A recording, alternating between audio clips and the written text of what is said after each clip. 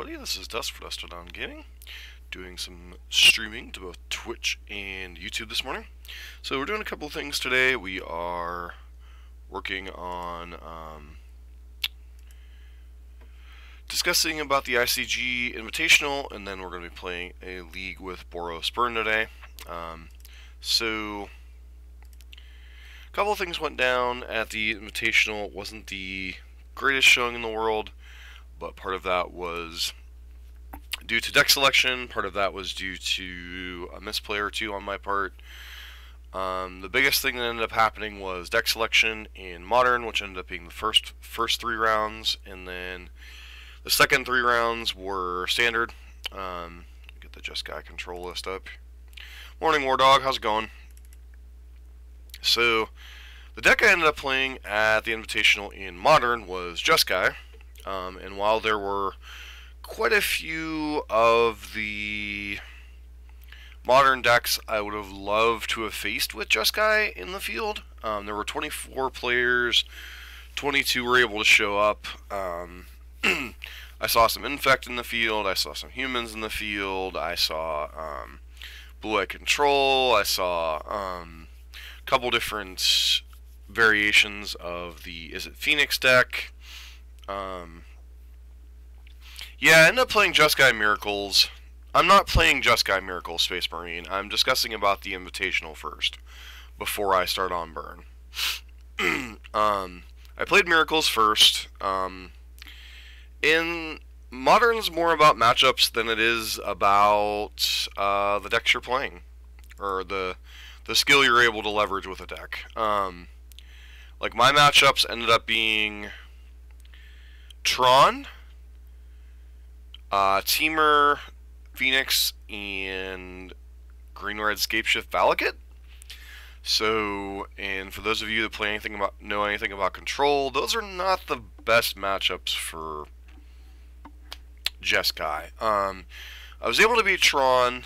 Game 1, he had a little bit of a slower hand. I was able to get to the point where I was literally every draw step, Cryptic Commanding, bouncing one of his Tron pieces, stifling his development at 4 lands and only 2 Tron pieces, and was able to close him out with Snapcaster Mages, Colonnades, and Burn spells. Game 2, both games he mulliganed. I got Damping Sphere down, game 2, and then was just able to kind of beat him in a traditional Magic game in which he got to 6 and 7 lands, but none of his spells were able to really matter, other than, I think the only spell he resolved that semi-mattered was a copy of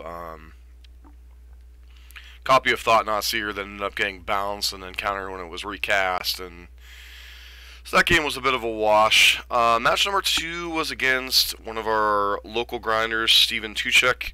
He was on Teamer, a modified version of Eli Cassis's Teamer Is It Phoenix deck. Game 1, he kind of got creature heavy draws. I had a bunch of Terminuses and such I was able to hit him with, and that was pretty much the game. Game 2 was a bit of an grindy back and forth. It got to the point where I was at 4 life. I had Lyra and Snapcaster Mage in play. Attacked with Lyra, got him down to like 5 or 6, and then he chained a few spells on the following turn and got all 4 Phoenixes back. So, or 3 Phoenixes back, and, well, 2 Phoenixes back, and killed me with a lightning bolt. So, I mean, that was pretty much that. And then game 3 of the match was he landed a turn 2 Pyromancer's Ascension and kind of ground through his entire deck. Like, the last turn of the game, he had 4 Phoenixes swinging in and 6 cards left in his library, and we were only on like turn 7 or 8. So if that tells you anything about how ridiculous that deck is when it gets going with Pyromancer's Ascension. And then Valakut, Valakut's a terrible matchup for Just Guy, so that was a rather quick beatdown. So went into the standard portion at 1 and 2. With a deck that I had a lot less confidence in than my Modern deck. Let's see if I can find it here. Where did my Drake's deck go? Try to put it under Freeform. Nope. Modern. Nope. Where are you, deck? Don't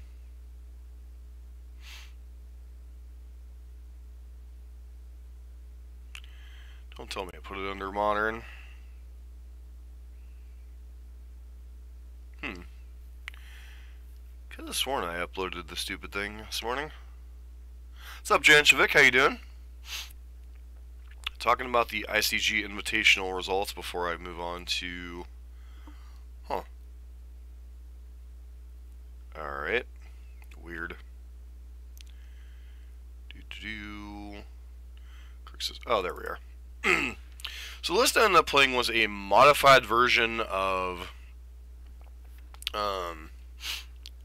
Is It Drake's that was Grixis. This was both due to the fact that I couldn't obtain treasure maps in real life, and the fact that black answers some of Is It Drake's problems.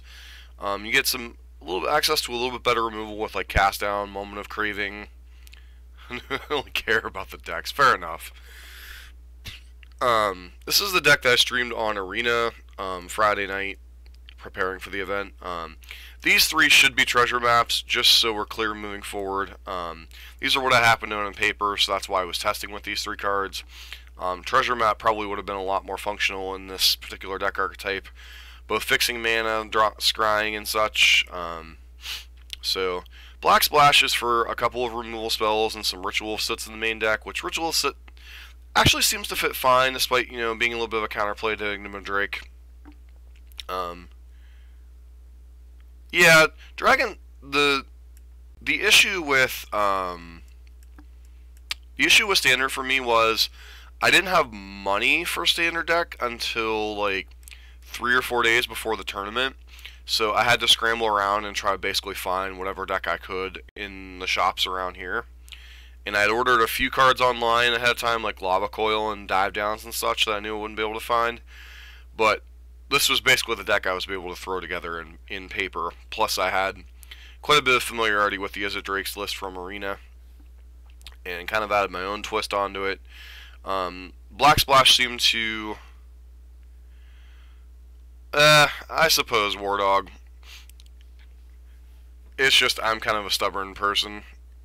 And to be frank, up until a couple days before, I didn't 100% know what I wanted to run. So...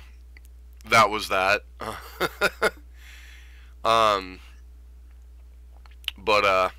This list did reasonably well. I only played 2 matches with it in the actual tournament because once you were at 3 losses, you were eliminated anyway. So I really didn't want to just like jam a bunch of stuff going on and such. So it was just like, you know, whatever was going on, I just wanted to jam a deck I was familiar with. Round 1, I ended up playing against Mono Red. Combination of Ritual of Soot and some of the sideboard cards was pretty decent. And then round 2, I ran into Grixis Control mid-range, which that's kind of a rough matchup for Drakes and other control decks, period. So that was kind of a bad matchup. But I also, my one huge misplay of the entire tournament was made during that matchup. Game 1, I got to the point where I had 6 lands, Niv Mizzet in hand, and just slammed Niv Mizzet when I had 2 Dive Downs in hand. Oh, yeah, that would have been nice to have, War Dog, fair enough. Well, Jan, that was once again a product of availability. There was only 1 Nicol Bolas available in the 3 stores that I checked in my area. So, and I didn't really have time to drive around to the other 2. So, Drake's was kind of the default go-to choice. And it's a deck that I enjoy. It's a deck with enough flexibility going forward. I'm not saying Nicol Bolas and Niv wouldn't have been a better combination. I'm not saying playing Grixis Dragon Control wouldn't have been better. I'm saying that's what I had time to get, and this is what I was able to come up with in 2 or 3 days. So I think for only having like 2 or 3 days of being able to get cards, that's a pretty decent deck list. And then, anyways, so round 5, played against Grixis Control. Slam Niv on 6. Should have waited until I drew a 7th land for Dive Downs. Ended up drawing the land the next turn. He had a Chupacabra to answer the Niv Mizzet. He's playing a really weird deck. It was like Grixis control mid-range. Like he was playing like Thought Erasure, Disinformation Campaign, Ritual of Soot. And his threat base was like Niv Mizzet, Doom Whisper, and Chupacabra, from what I could tell, and then Thief of Sandy out of the sideboard. So then game 2, he just kind of ground me down. He had more 2-for-1s and stuff than I did, because he's playing like Chemister's Insight and such, whereas I'm just playing, you know, Discovery, Dispersal, Chart of Course, Opt. I didn't see any of my 3 kind of card advantage cards in either game, so I was kind of working against a 1-for-1 deck that was better set up for the 1-for-1 game. I have 5 shops. 2 are owned by the same same person, All American, and then there's the shop I go to, which is ICG, and then there is shop down in Columbiana, and a shop a friend. Actually, there's like 6 shops in my area, but only like 3 or 4 of them actually have Magic tournaments or substantial Magic collections. So there's the 2 All-American stores. There's a shop down in Columbiana, which I didn't go to. There's a shop in Niles. I don't own any Golgari cards in paper. Like, before this event, I owned no cards in paper. The only thing I had was whatever was the remnant of my Esper deck that I hadn't sold. So I owned absolutely no standard cards before this tournament. Because A, I haven't had the money, and B, I had no reason to. Everything I was playing was modern lately. Anywho, Black Splash sideboard, for those of you who are interested. A couple moments of cravings for the red decks. A couple Vraska's Contempts to help answer Planeswalkers that have resolved. Also answers bigger creatures like Lyra, opposing Niv Mizzets, etc. Eldest Reborn, similar thing. Comes in mainly against the grindy controlled mid-range decks. This card served me well against the Grixis Mirror. Couple Disdainful Strokes, kind of normal tech for the Izzet Drake stack, and Negate for the controlling matchups. Couple copies of Fiery Cannonade, because sweepers are good against the low to the ground aggro decks. Couple copies of Thief of Sanity, because this card's great against Golgari and the control decks. Beacon Bolt. This is like the biggest contentious slot. I didn't know if I wanted another Negate. Didn't know if I wanted another sweeper. Card's fine. And then another Niv Mizzet. Going forward, as far as standard for right now, until we get a better feel for the format, I'm probably just going to try to get some treasure maps and update this deck here and now whenever I play standard. I think for the next couple weeks, I might try to play standard at F&M. Beyond that, so basically the Invitational broke down to Modern. I chose the wrong deck. I should have played Burn. And then Standard, 1-1. I was expecting to go like 1-1 or 1-2 in Standard, to be honest, because I haven't played a ton of Standard in terms of paper decks. And so I didn't really know the local meta. I was kind of hoping to, 2-1 or 3-0 Modern and be able to win a match or 2 in Standard to sneak into top 8, but Modern didn't go well, so my backup was against the wall. I won my first match in Standard against Mono Red, lost to the Grixis Mirror because they were playing better actual grindy cards, and Grixis is actually able to deal with Niv Mizzet fairly easily, unlike, say, Jeskai. So that was the tournament, but y'all are probably actually here to see me play some Modern Burn. So let us get into that. Haven't really updated the list any. I guess I'm on an older list here, so didn't realize I borrowed the old list, so we'll play that today. Not really a huge deal one way or the other.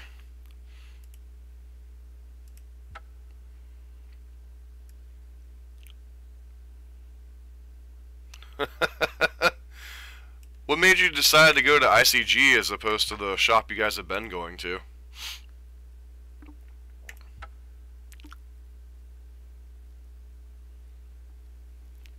And I might be on Standard at that point, Space Marine, so we'll see. I don't know.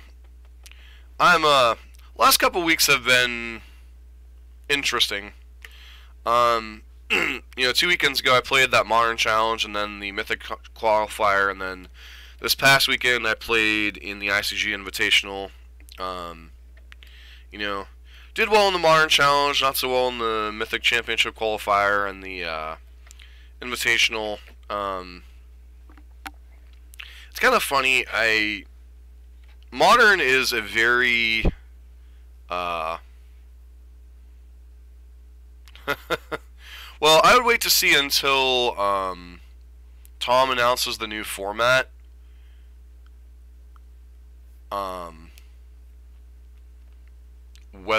How it's gonna go in the new Invitational. Like, he's talking about changing up the format, so I don't know like how he's going to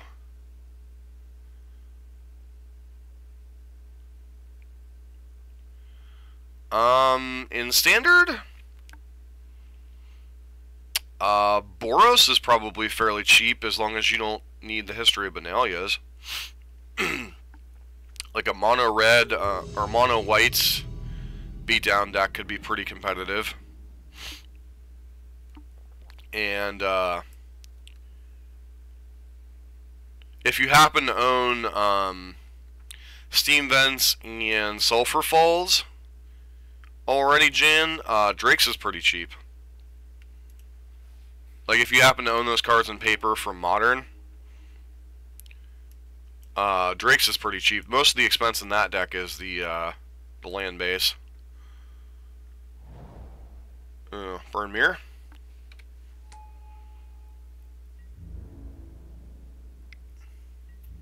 Boros Bugger.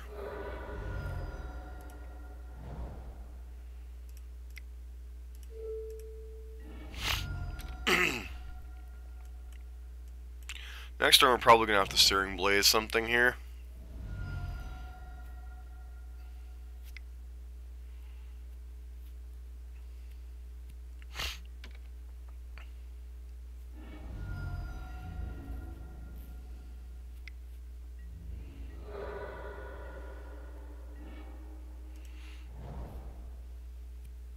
Yeah, pretty much. Boros Bugler.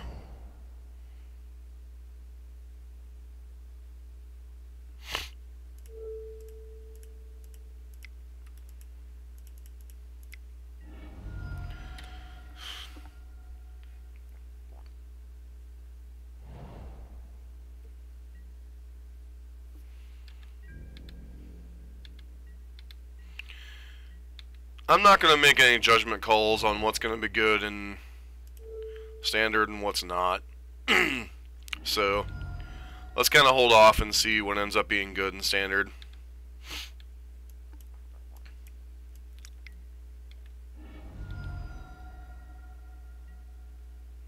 So we could die here.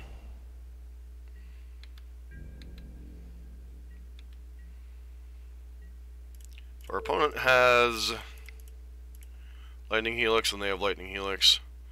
Really can't afford to get into too big of a waiting game. Of course they have Lightning Helix.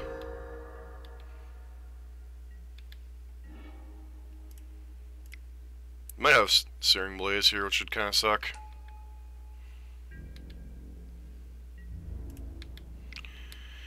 Good chance we're just dead here because they had the Lightning Helix.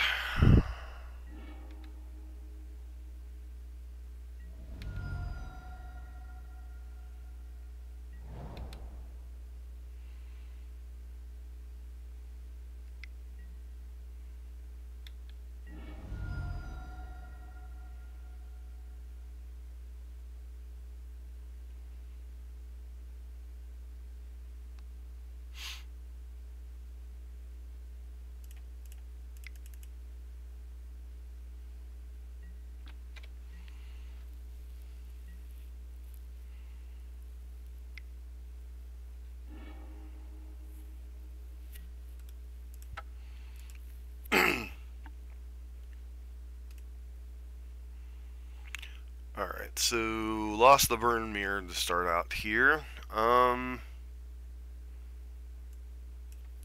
Couple copies of Path. Couple copies of Dire Fleet. copies of that, and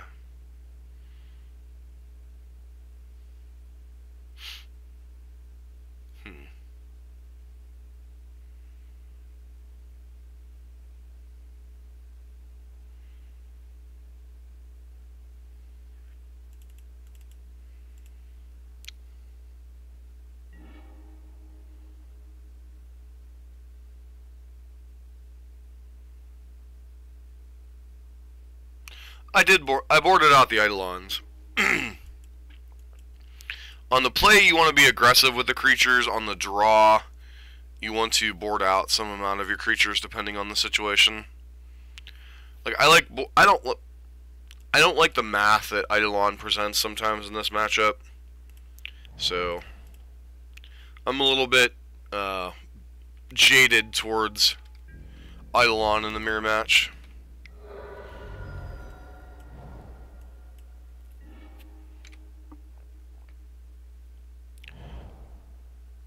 Alright, Wardog, have a good day, man.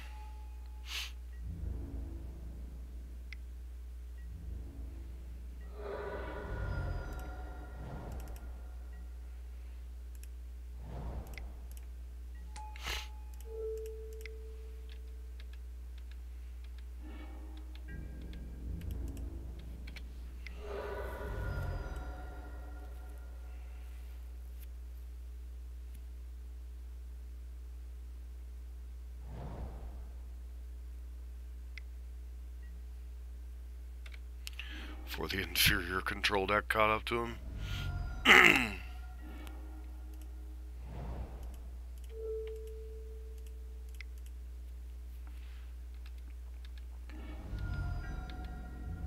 To be fair, a lot of the guys over at SCG like to play Jeskai as opposed to blue-white, so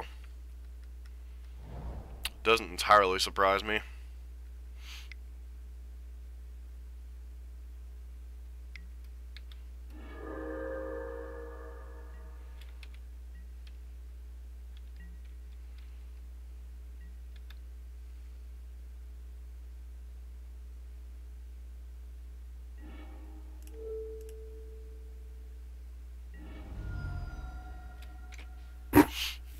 Skull Crack's a nice draw here. Does suck our opponents had Lightning Helix both games, and we've had, like, nothing. So.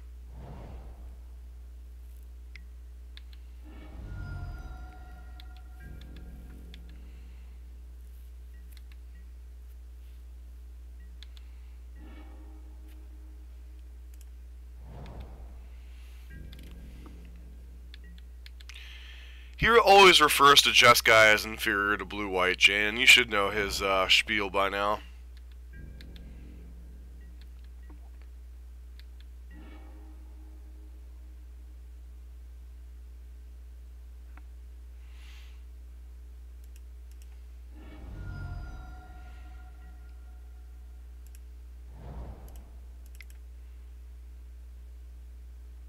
Bone's like, wait, what? What's happening?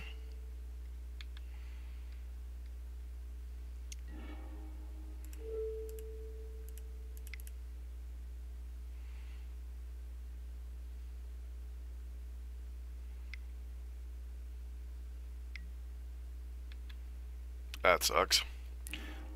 There are times I really hate that card.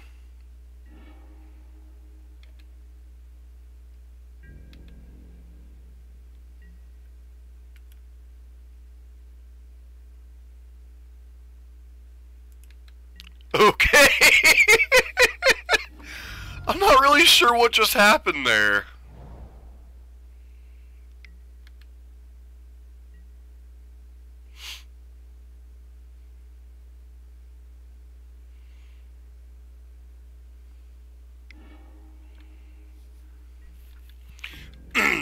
Yeah, but did you actually look at that Amulet Titan deck? That Amulet Titan deck was weird.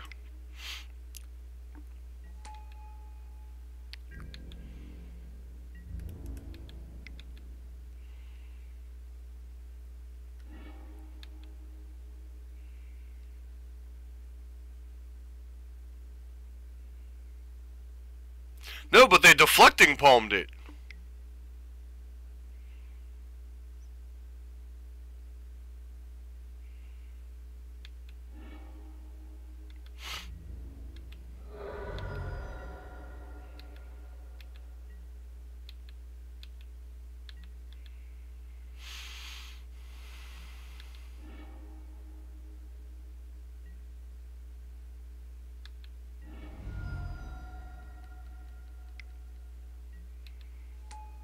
There's the Firewalker.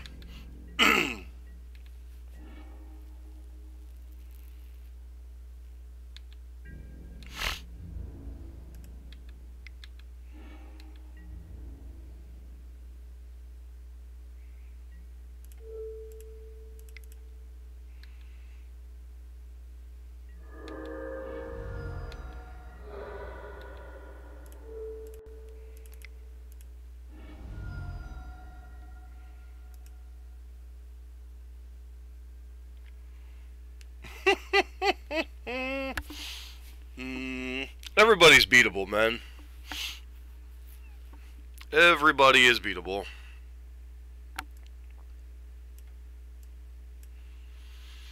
Bring those in. Do I go down on Searing Blaze here? Yeah, let's go down 2 Searing Blazes. Opponent's bringing in like the full-on hate package. They have an older Boros deck, obviously, with Deflecting Palms, Searing Blazes, or Searing Bloods, Core Firewalkers. Yeah, this hand's okay. It's not great in the mirror match. But we'll definitely keep it.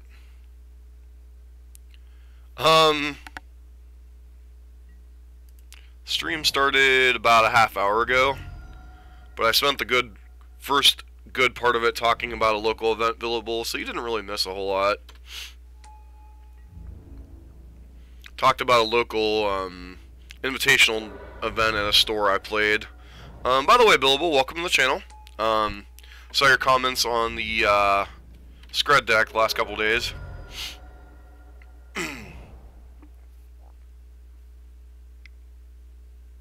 Yep, we're getting blazed, which kind of sucks.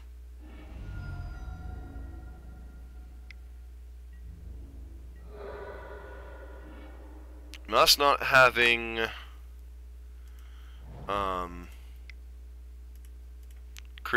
creature answers is going to come back to bite us this game.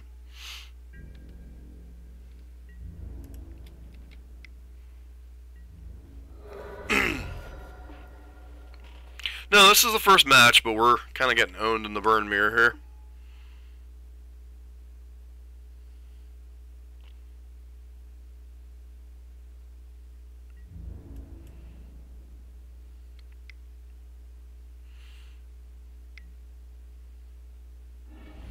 Lightning Bolt is actually kind of the card we wanted to see here.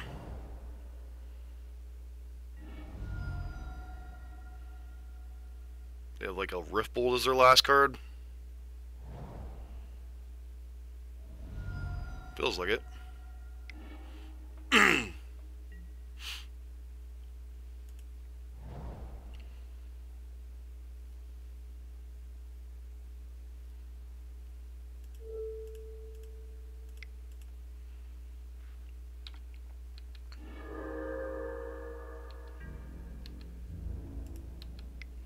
So I would leave this back as a blocker, but let's be honest, our opponent's just going to Rift Bolt it if I leave it there.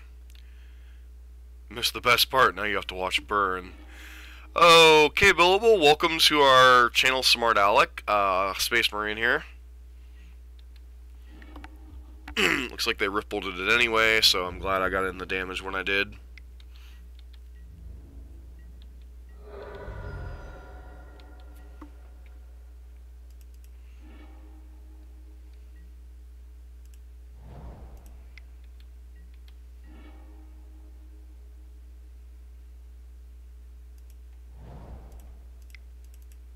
This kind of feels bad if their last card's a Searing effect, but it could also be a land, so I'm not going to go too stupid here.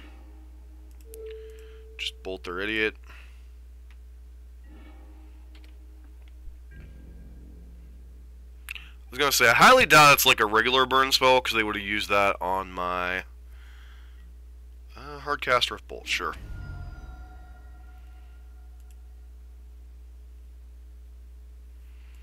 So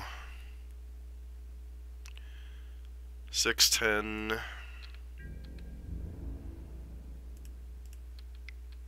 Still think their last card in hand's a land. Just gonna pass with Skullcrack up here.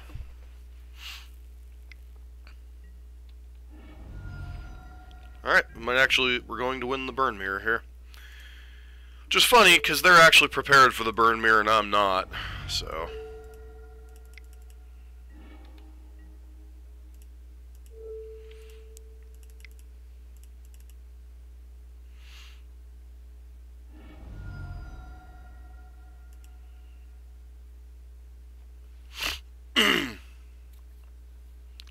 Get him at the LGS.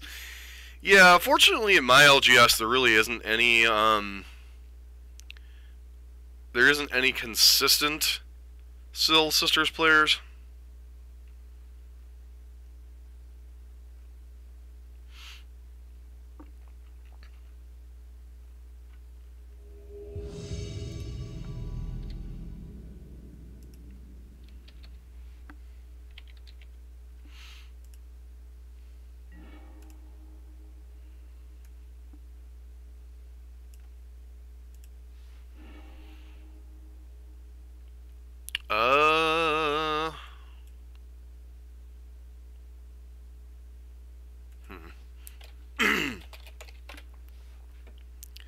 So this is one of those hands that's like, obviously the 4 lands isn't good. But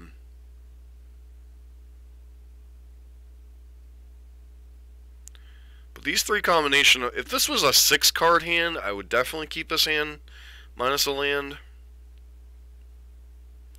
So what are the odds my Goblin guy gets in for 4 damage? Yeah, this is like, normally a 4 land I automatically mulligan, but this is like at the upper end of a 4 lander. So I'm going to keep this and hope our Goblin God gets in for some damage. Might have been correct to just fetch on 1 to thin the deck a little bit. Snapcaster Mage. Well, the odds that that lives for a turn goes down dramatically. Yep, especially when they probably have Lightning Bolt here.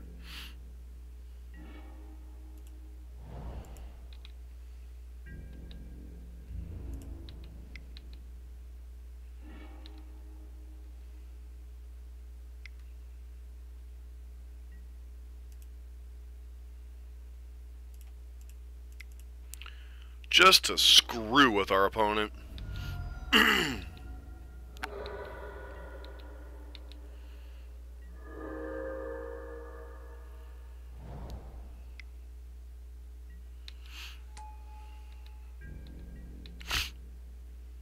Feels like we're up against Blue Moon.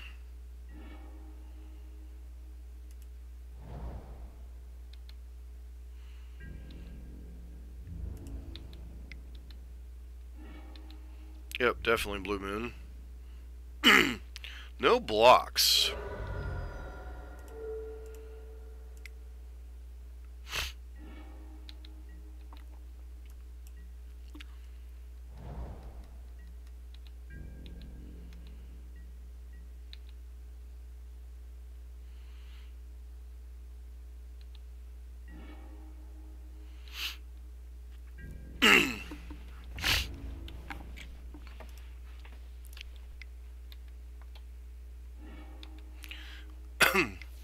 Here comes another lightning bolt.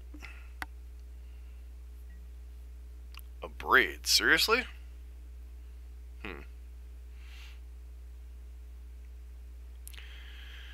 So our opponent's not even running out their Snapcaster Mage here.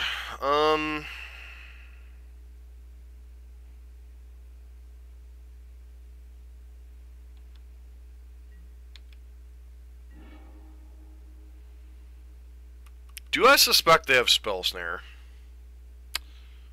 Let me look up some of these stupid Blue Moon lists.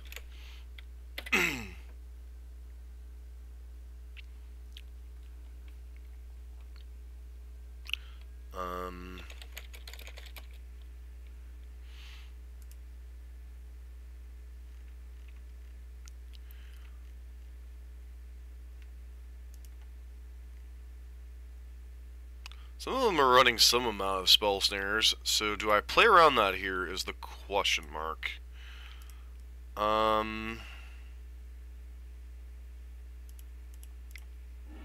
Guess I'll just suspend Rift Bolt and pass.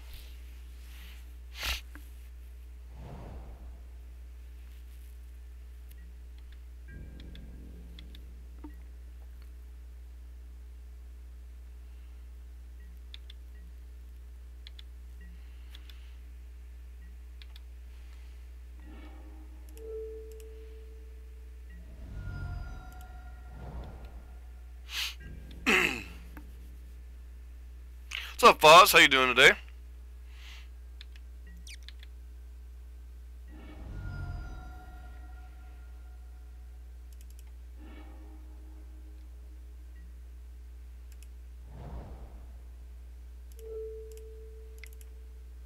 See if you have a spell snare.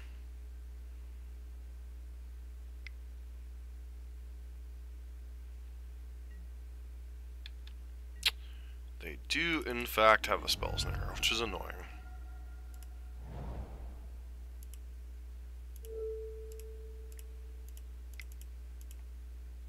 Spell snare is one of the more difficult cards for us to play around. Simply because of the nature of the deck.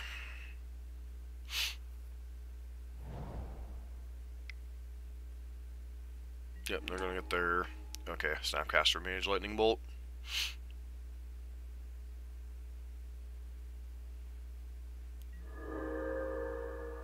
Hidden Flashback Bolt, that's interesting. I'm doing alright.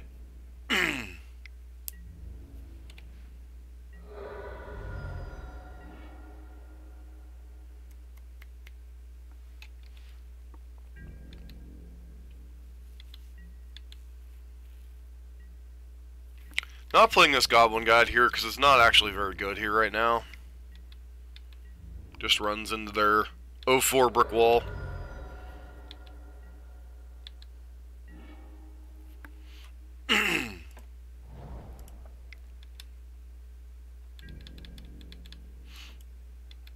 This is the percentages catching up to us for keeping the 4-land hand.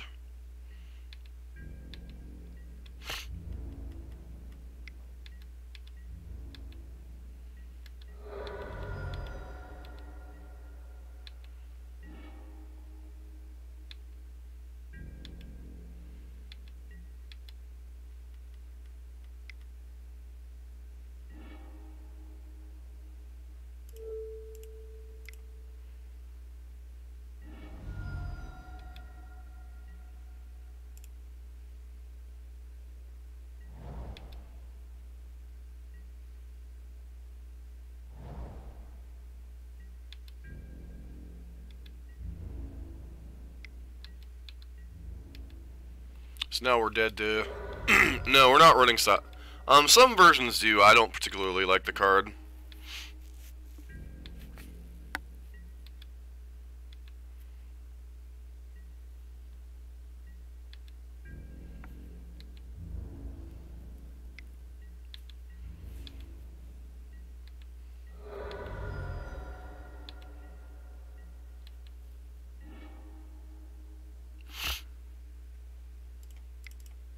Hopefully this baits out the cryptic command.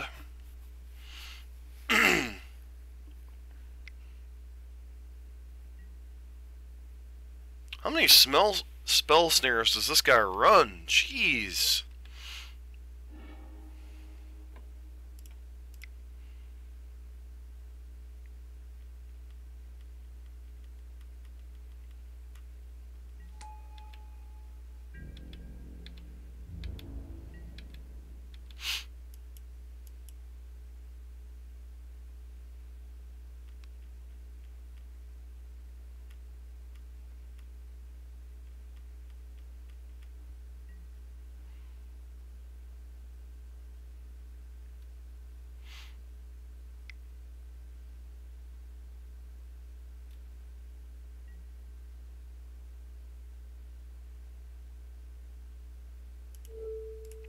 Well, I mean, if you have one more counter spell, we're dead here. If you don't, of course you do. Good lord. That is a lot of freaking counter magic.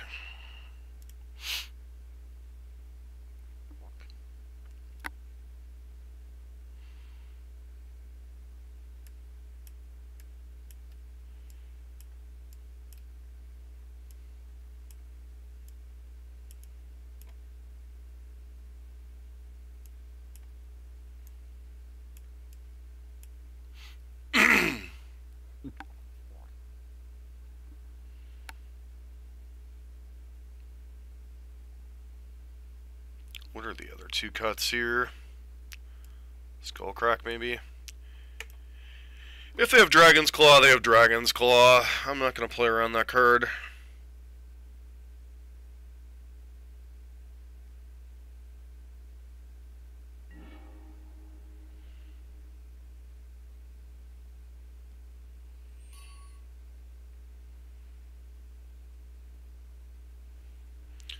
Alright, guess I'd like to play first. This hand's okay, it's not fantastic.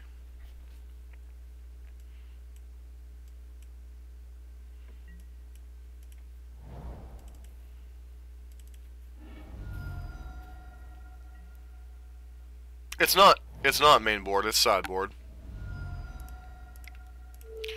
And honestly, I'm probably one of the few burn players running it because I was having a lot of issues with the green-black mid-range decks and wanted a card I could bring in against that that particular matchup. And it's served that purpose wonderfully while having applications in matchups against specific decks.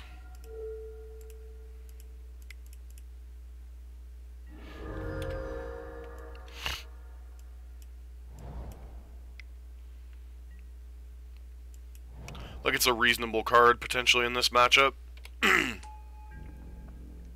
Hopefully we draw another spell here. Alright.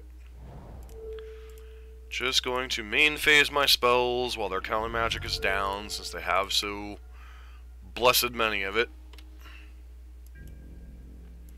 So if we can get in 3 more damage, they're dead.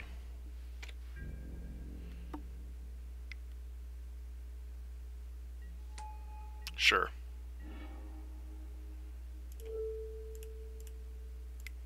Path one of these stupid things.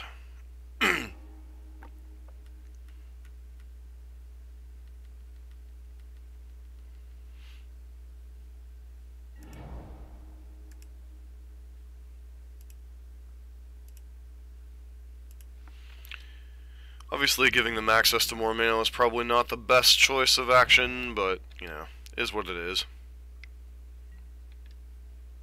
I don't want them having multiple copies of Thing in the Ice floundering around in play right now.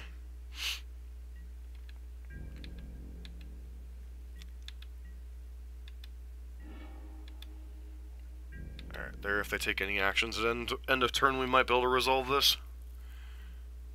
Okay, Snapcaster Opt. Let them target cast the Opt first.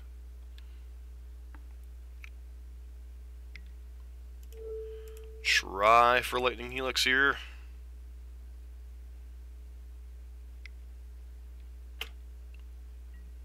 Spell Snare, Spell Snare, Spell Snare. That's the I don't want to lose to burn kind of hand.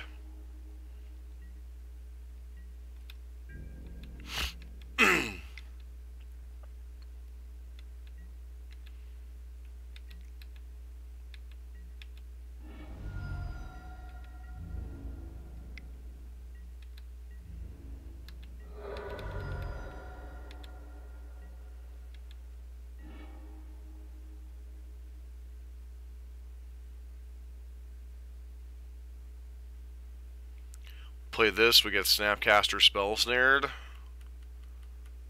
Or Snapcaster Bolted. I don't know.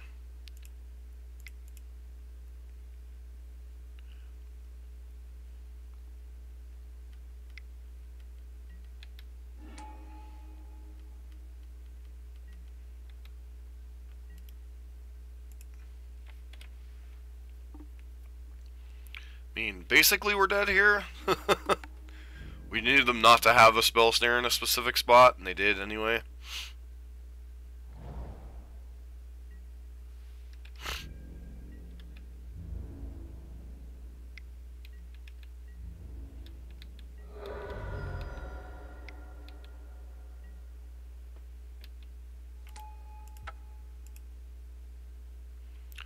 Alright, so lost to a more aggressive version of Blue Moon, obviously.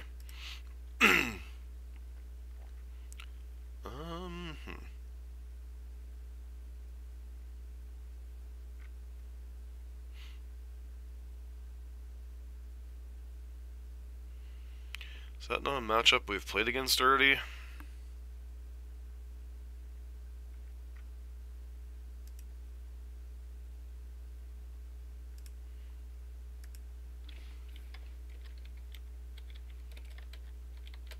Apparently not.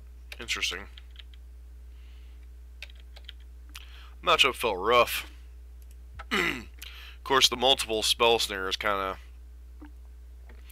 Well, Bloodmoon wasn't the factor, but spell snare, multiple main deck spell snares definitely was.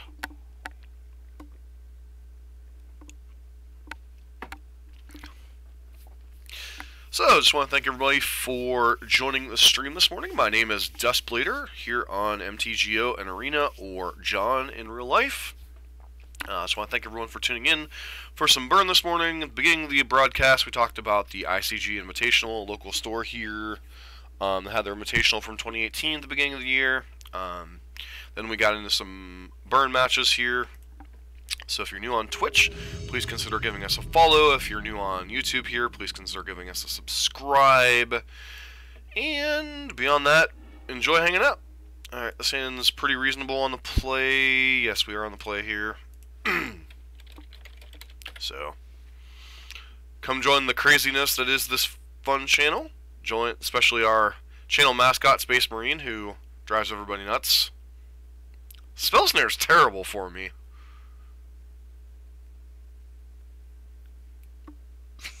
Burn is more 2-drop spells than it is 1-drop spells, Space Marine.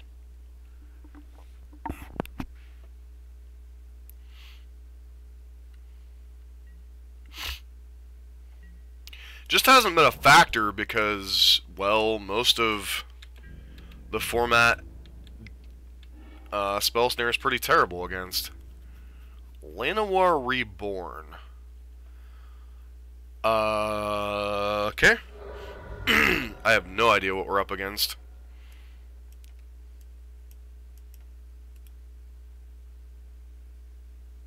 Oh, okay. We're up against Hardened Scales. Never mind. I know what we're up against. We're up against Hardened Scales.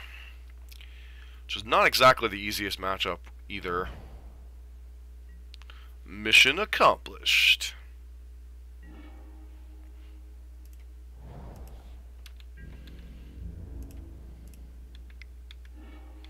Trigger. Hardened Scales the card. Well, hopefully we can kill them before they... yeah, it's Hardened Scales. I was like, why would a deck play Hardened Scale? Or Llanowar Reborn? And then I remembered that the cheeky little A-sturds over at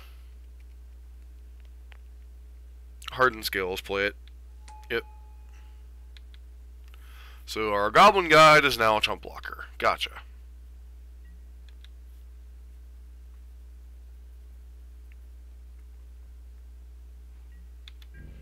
I think we might just be using Lightning Helix to get the meep out of our way.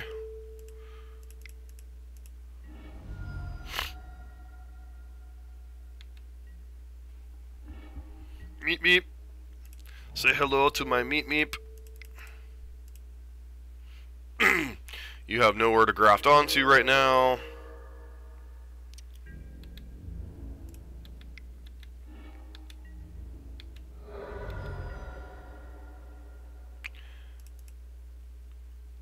Well, you also play blue-white control, so...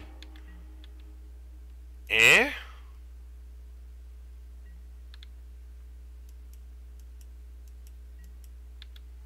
Okay. Guessing Welding Jar was their draw this turn.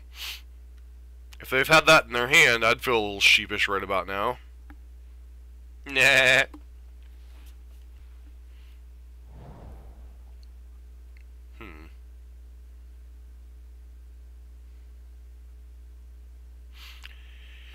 Interesting.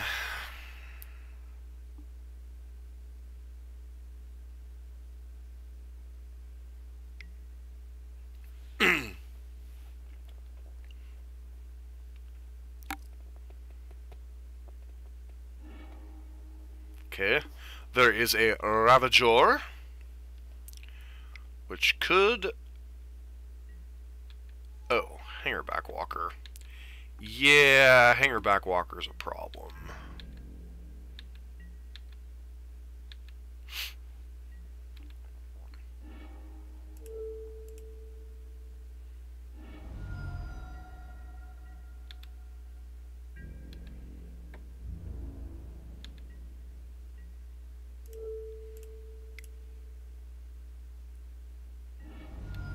See, if our opponent goes for the kill, we're just dead here.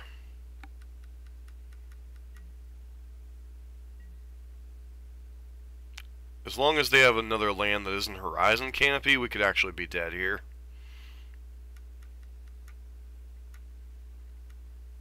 Because they can go Ravager, activate Ink Moth, and go for the kill, and all we have in hand is 2 Skullcracks. But once again, our opponent's got to think we don't have an instant speed bolt effect. So a lot of risk going for that line of play. And if their only land's Horizon Canopy, they're dead. No matter how they slice it.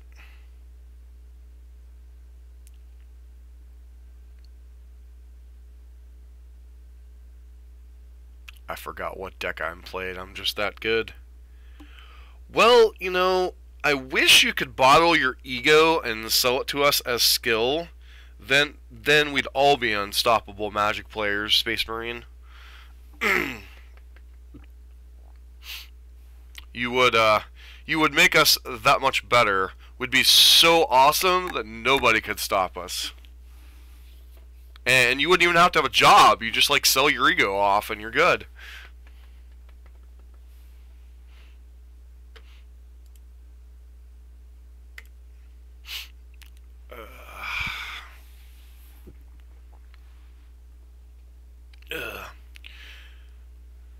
Alright. Opponent's got a lot to think about over there. We know 2 of their cards in hand are Ravager and Canopy. So yeah, the one life isn't relevant here. If they were at 6, yeah, the one life is relevant in terms of but that ties up 2 of their mana too. So I'm only worried about if they kill us this turn. If they don't kill us this turn, outside of having main deck Nature's Claim, there's nothing they can do to stop us.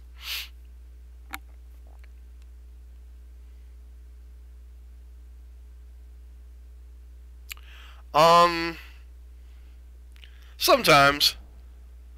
Alright, so their only land's Horizon Canopy. If they go for the kill... Okay, they're just going for draw a card, sure. Which means there's... Can they kill us here? I don't think so. Alright. Looks like they're just setting up the kill for next turn.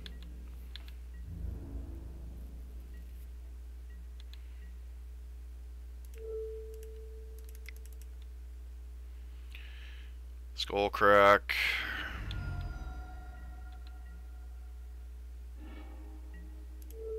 And Skullcrack.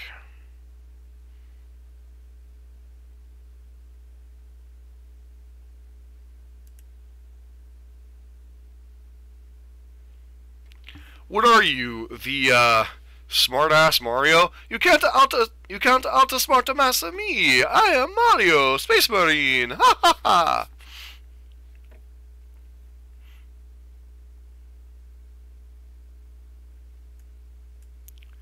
So paths are definitely coming in. I'm curious about something.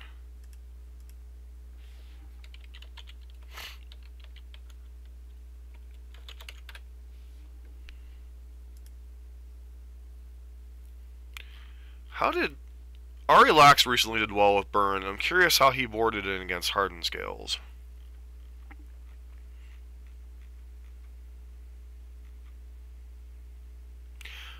Oh, he had Smash to Smithereens in his list. I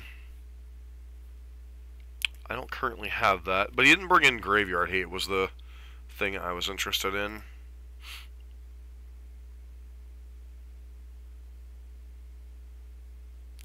Why would who want to sink that low, Foz?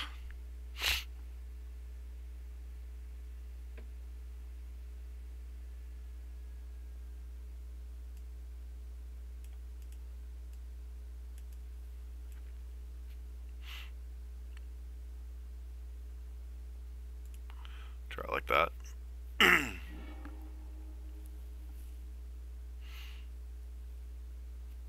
Obviously having Smash here would be a lot better for us.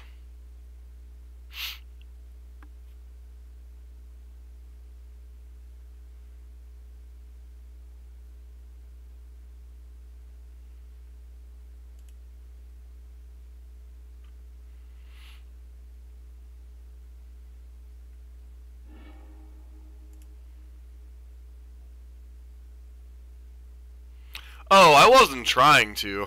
Sometimes I just try to get him to be quiet for a minute or two by a comeback, but yeah, I could never match his level of expertise in that field.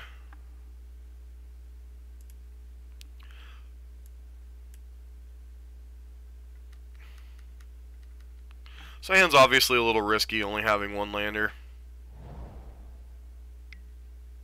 Yep, Arcbound Worker, sure. Alright, hand got a little bit better.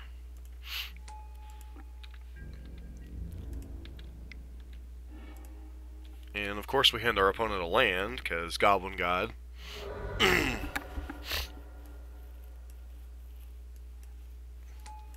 I just start to worry if he puts on a clown suit and says, "Don't worry, we have candy."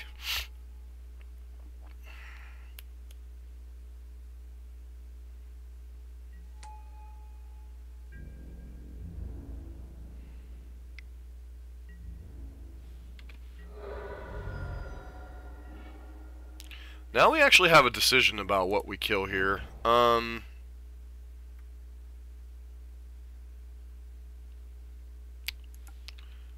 ahead and attack with Goblin God, see how they block here.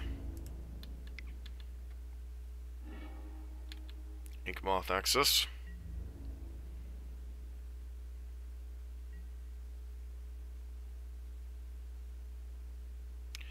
I weirdly think I'm okay with this trade.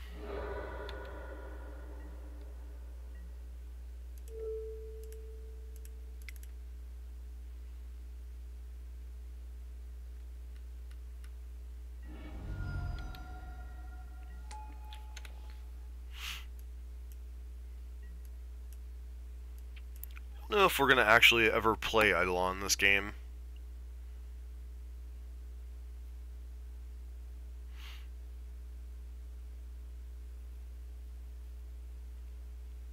You said it's fun down here. I was thinking of the clown from that dwells in the sewers. Is that it? No, that's not it.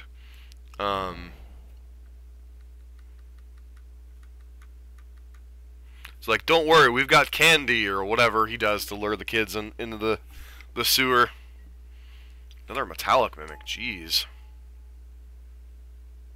Alright, explains why they traded off the first one so fast.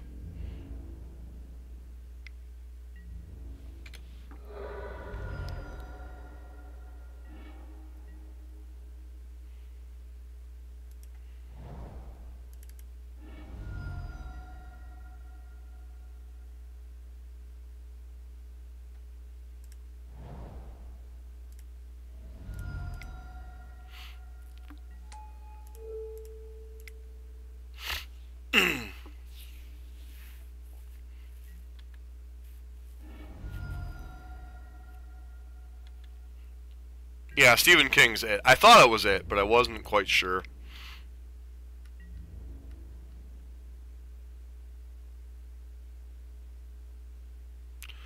Now, put them to 6 here. Is that good enough to take my shields down on Path to Exile? I think so. This is obviously a risky play. I could leave up Path or whatever their payoff is here.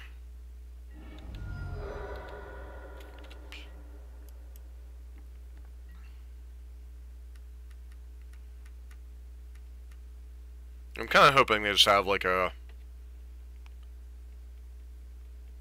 hanger back walker or something. Oh, they have green mana. That's not good. Okay, they immediately loot that green mana away. Cool.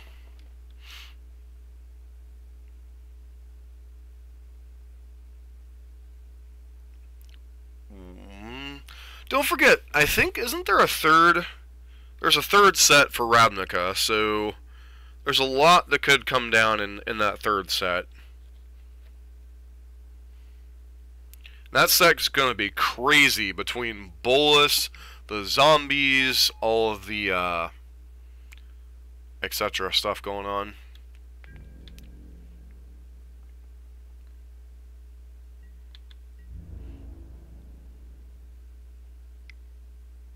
Oh, that's unfortunate.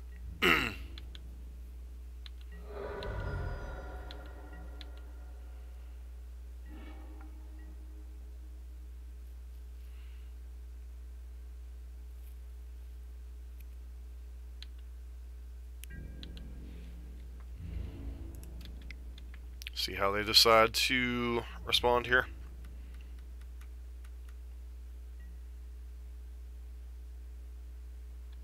Just let that happen. Hopefully they modular onto their other one.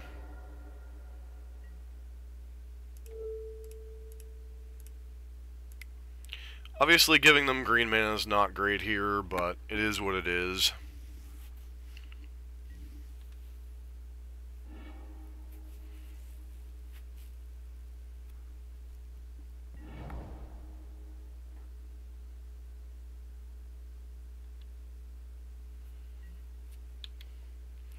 Now we play our Eidolon, and hope that's good enough. Everything comes down to Azorius with you, Space Marine. Everything comes down to Azorius.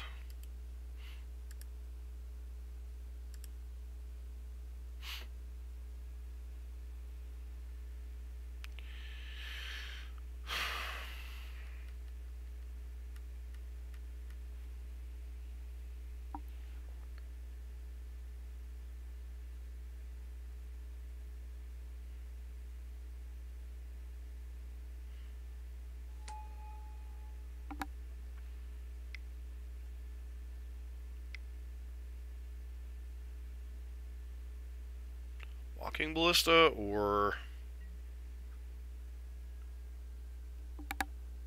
yeah, Walking Ballista is a little unfortunate.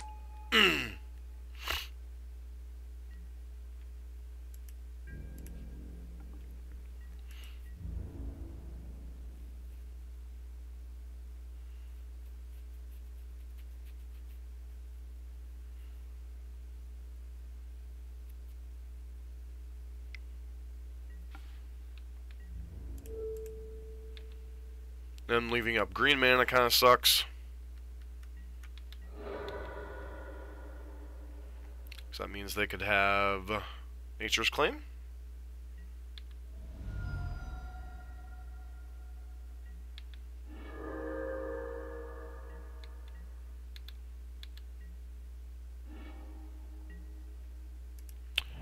And we just kind of ran out of gas here, so...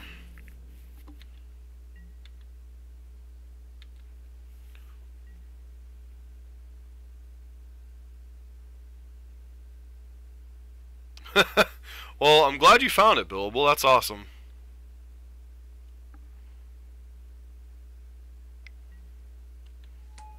Ravager is scary.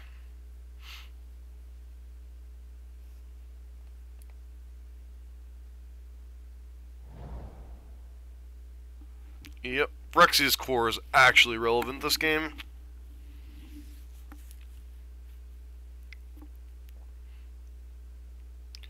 Was not relevant last game. They don't have Nature's Claim. They're sure doing one heck of a job of repping it.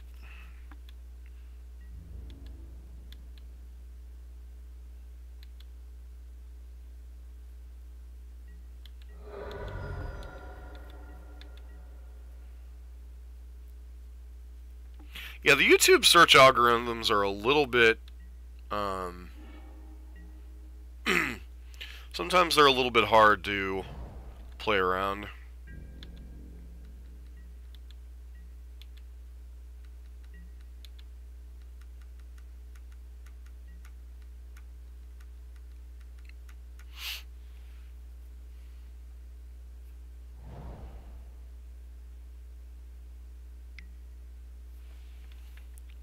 Feels like our opponent's last card in hand's a land. I don't think it's Nature's Claim at this point.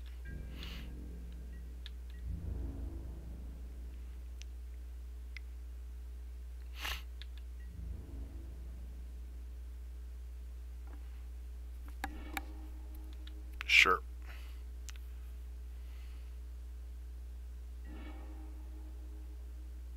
Sure.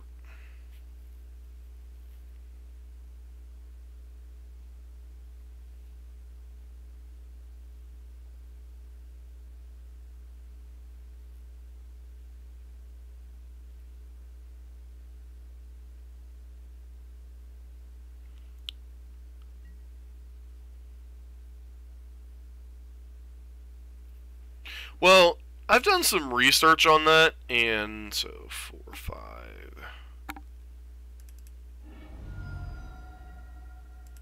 We're actually dead if we let this go through, so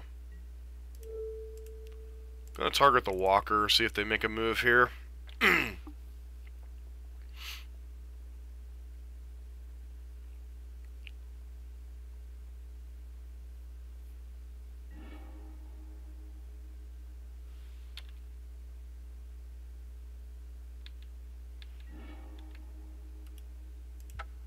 Alright, so we're just dead. Suppose I could have targeted Walking Ballista in their attempt to move things over. I still don't think Brand Rest in Peace, because they have Nature's Claim in their deck. If nothing more than it gains them 4x life against us. That seems a little weird, but I think we keep it.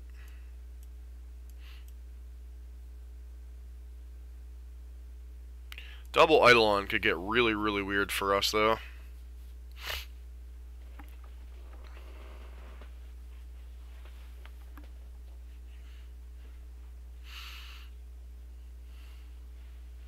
This is definitely not the easiest creature matchup for Burn.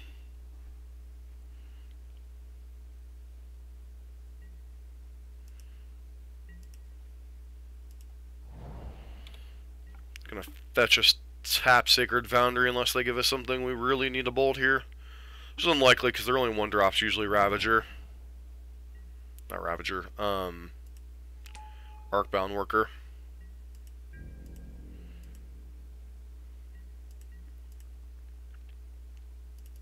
Smart for them to play out their mocks, just in case we have Eidolon.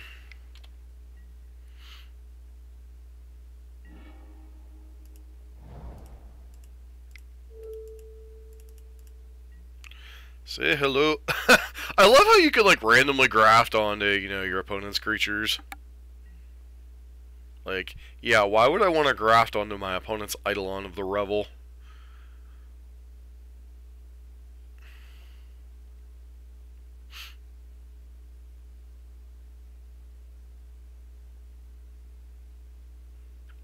So, Foz, I'm surprised you're kind of up this time of day. Are you at work now?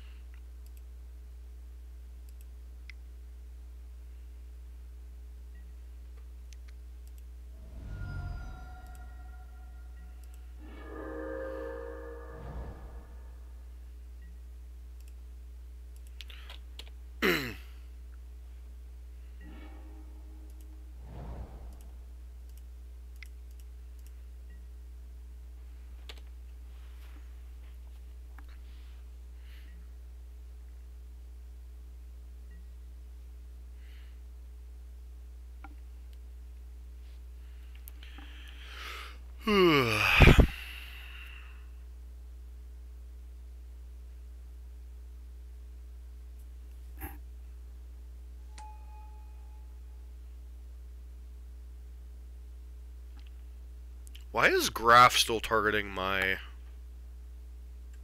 dude here?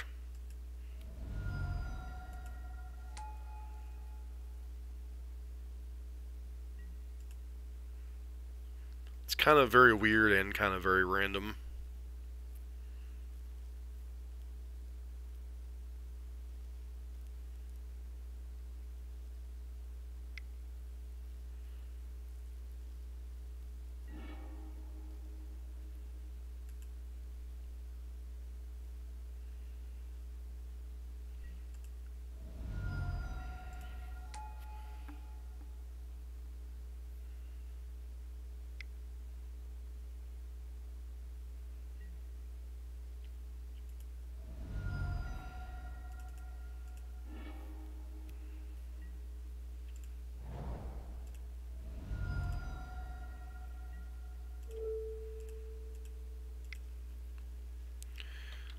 Say hello to my path to exile, friend.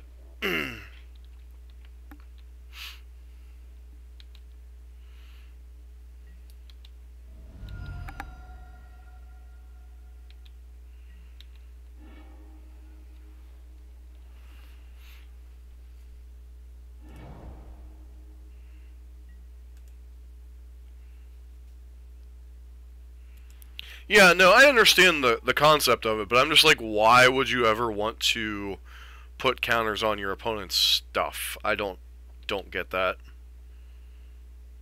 Well, it's not as big of a blowout as it could have been, but still pretty reasonable.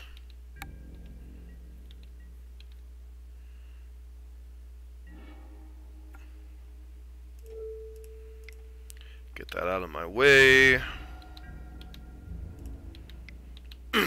Just want to keep their creatures off the board. They didn't have a follow-up Hangerback Walker or Ballista, so I'm kind of thankful for that.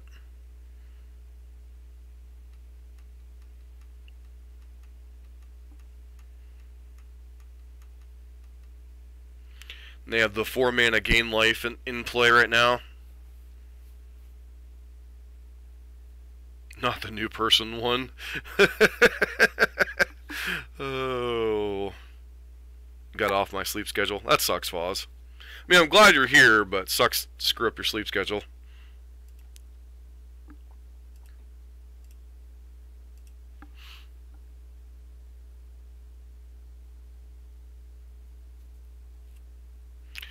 You know, I almost wish we could give our opponent the honorary think tank award.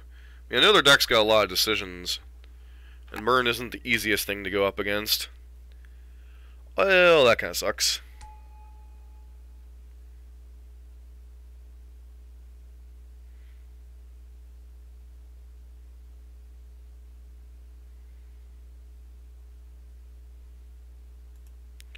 I think we let them waste their graph here.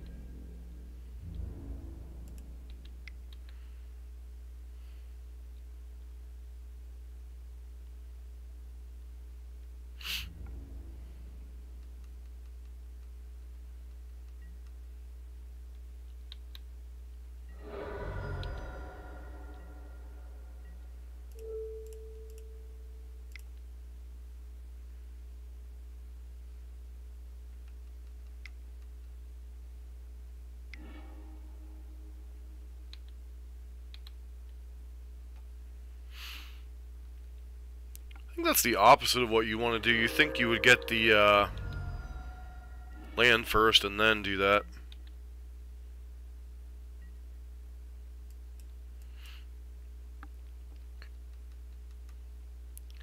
Now we just gotta hope for a good draw step or two. For us, that is, not for our opponents. Yep.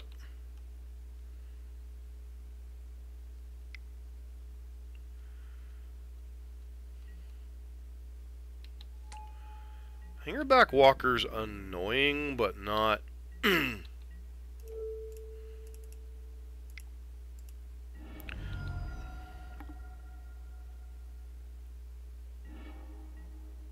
Yeah.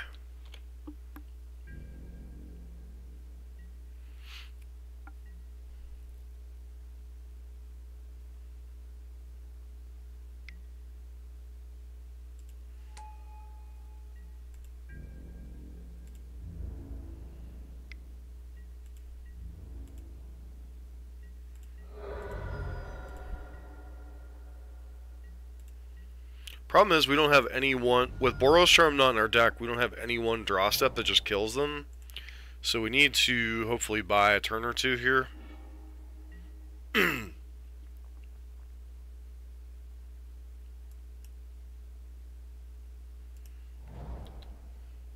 Like, this Goblin Guide isn't good unless they attack with both creatures and have no follow-up.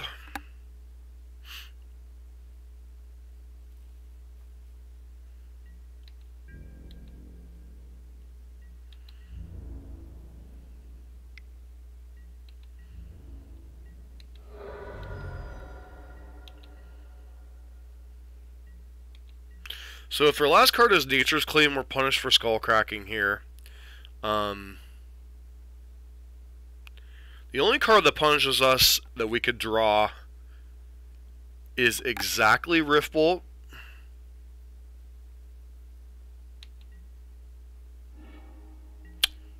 And we draw Bloodstained Mire anyway.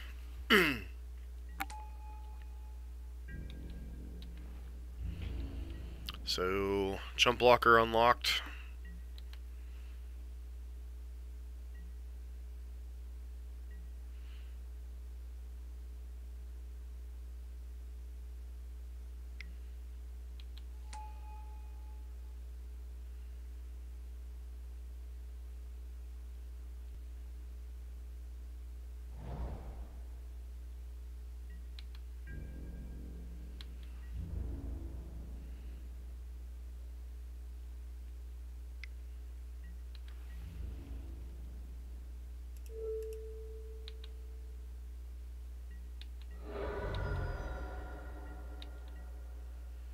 So we really need to draw, like, Searing Blaze here.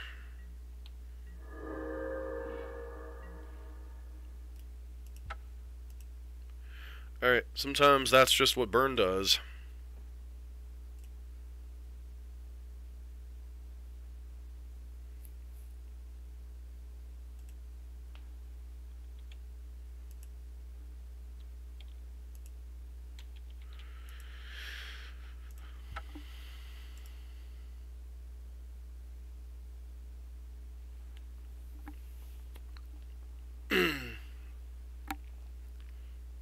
Legacy videos. Wow.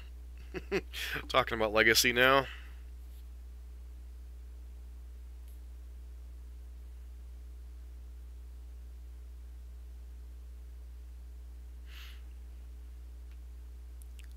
Let's take a look at current Legacy decks. Which ones are performing the best? Grixis Control actually is putting up the most results, with Miracles and Sneak and Show close behind.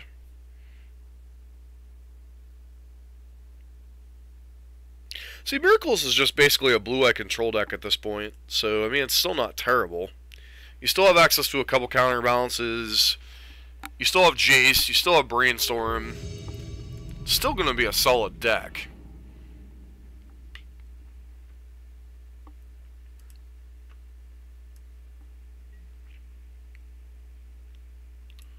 So we're on the draw this game. I think this hand's fine on the draw.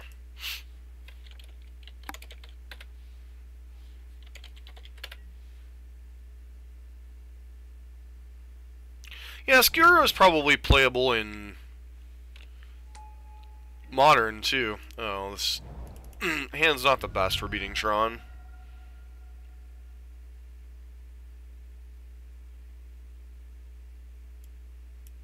These Eidolons are not great in this matchup.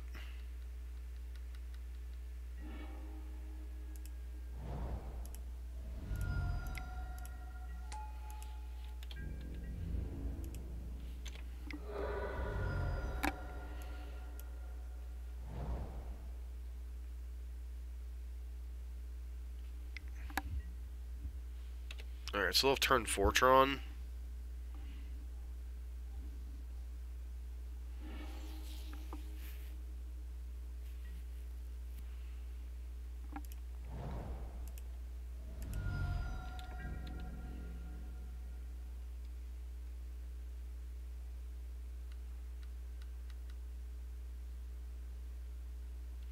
Suspend Riftbolt, suspend Riftbolt. Hope we draw a land next turn. Can we kill them next turn if we draw a land? 4, 8, 12, 16? I don't think so.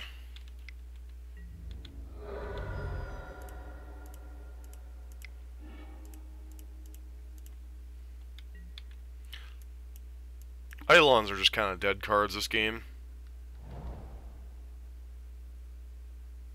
What deck is Sweet Space Marine? Tron?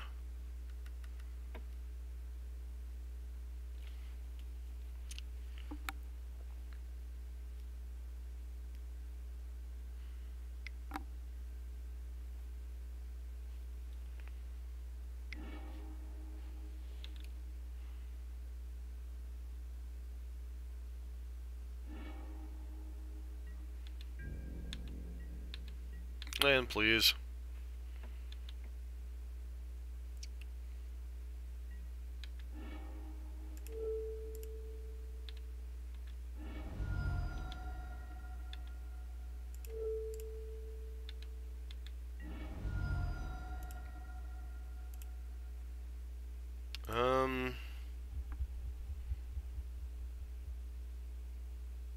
Don't think we can quite lethal them here, but we sure can put it in our life total.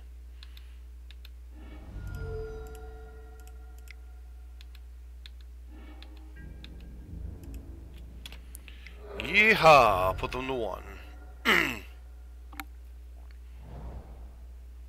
What's your payoff?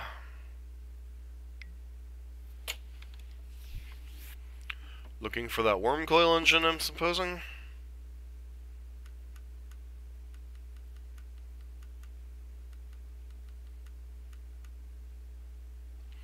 So,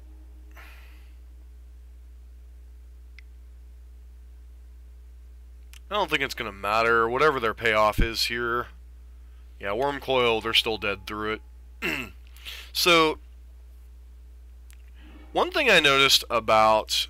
So, we were talking about how Burn hasn't been doing well, and as well as it was, and some other stuff. So, Jeff Hoogland, of all people, was talking about an interesting point the other day when he was streaming his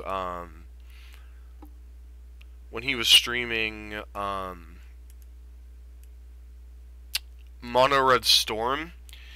He said that, and I don't know that I'm inclined to disagree with him, that a lot of the modern brewers and a lot of the jank you used to play against in Modern is gone because most of the brewers have gone to Arena.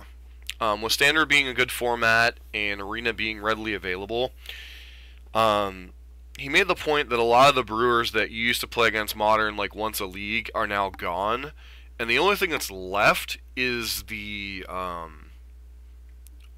grinders, like the people that play their decks consistently. You're playing against good decks most of the time, so it may be that Modern on Magic Online's gotten harder over the last couple months. Like, I've noticed Burn doesn't do particularly well on Magic Online lately, but at the same time, I've noticed at local events that Burn continues to perform solid to above average. So I wonder if that's just a condition of the meta shifting because of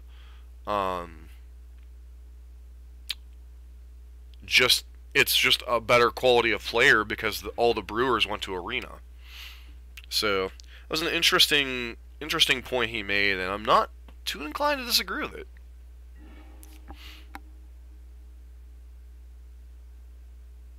This hand's terrible. This hand can certainly beat the deck.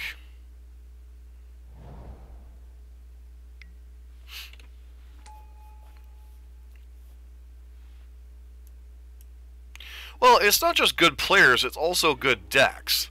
Like, if all you're playing against is good decks, then it's really hard to, one of Burn's edges is it just punishes decks that dirtle.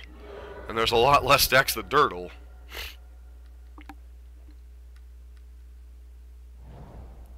Well, that doesn't necessarily mean they want to test.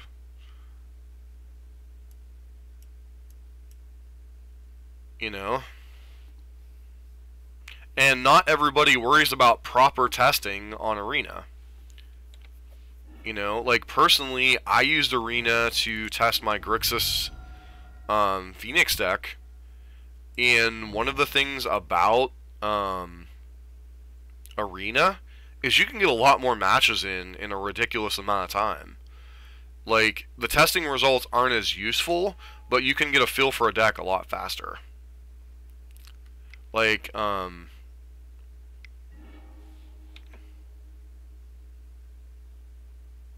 yeah, Arena might be for filthy casuals, but you know what? Filthy casuals are the backbone of Magic. We'll give them another power plant, sure.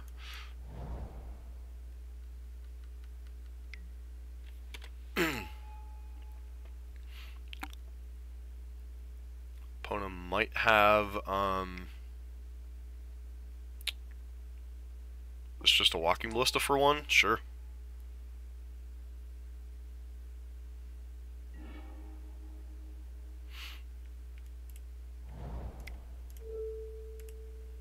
It's gonna hold on to the skull crack for now.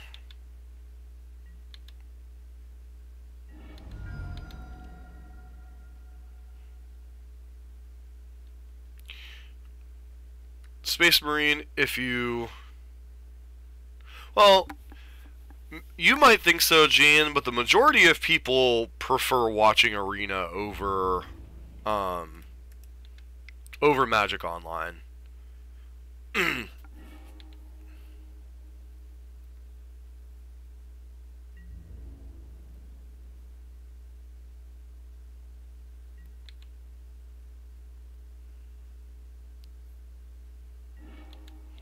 Well, it may not be the case on my channel. The majority of channels do better when they're streaming Arena content than when they're streaming MTGO content. That's just... It's something new, but it's also more visible.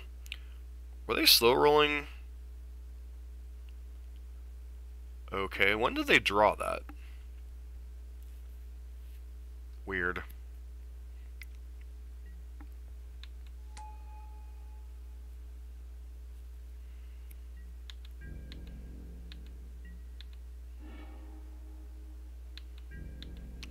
Us drawing a land here kind of sucks. But, you know, not going to give them a free trigger off of Goblin Guide here.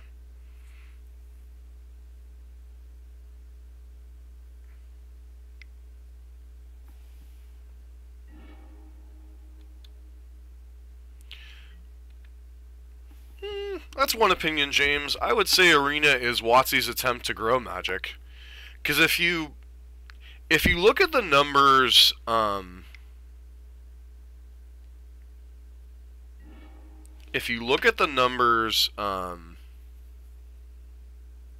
the last year or so before they started to push Arena heavily, Magic has been slowly dwindling at the top end.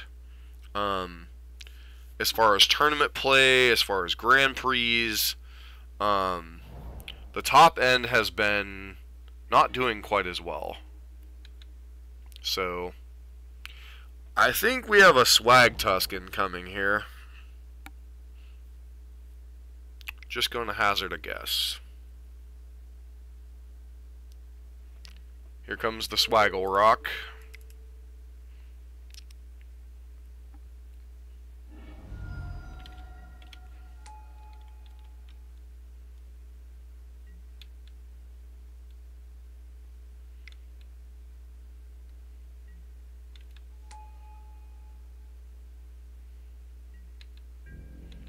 Got it, opponent. I'm not killing you with... God bless America. I'm tired of drawing lands.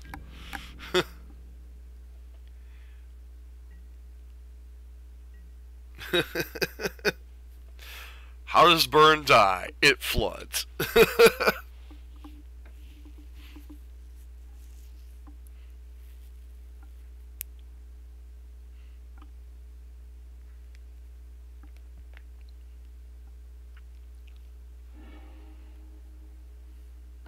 Well, it's not just...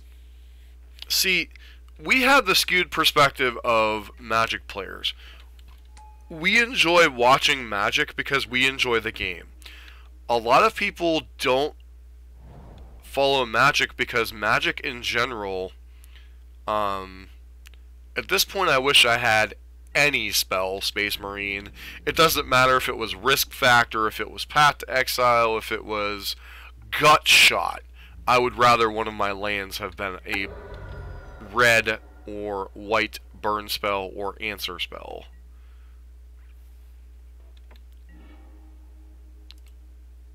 Yahtzee.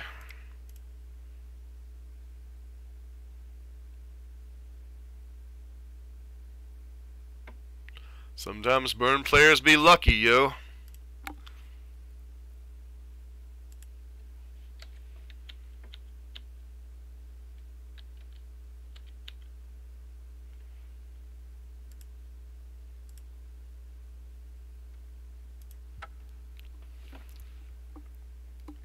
I was gonna say Space Marine at sometimes even Gut Shot would have been good there because it would have made any other like burn spell off the top of our deck lethal.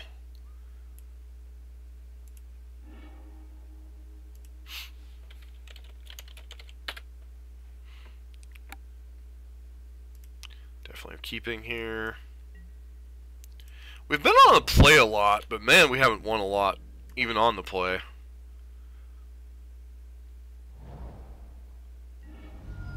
Burn Mirror again? No. Looks like Valakut, maybe? Oh, Zoo. Alright, so... I don't really like taking 3 damage this turn, but... I want to get your Nakatl off the board. Thank you. Well, I mean... Eidolon.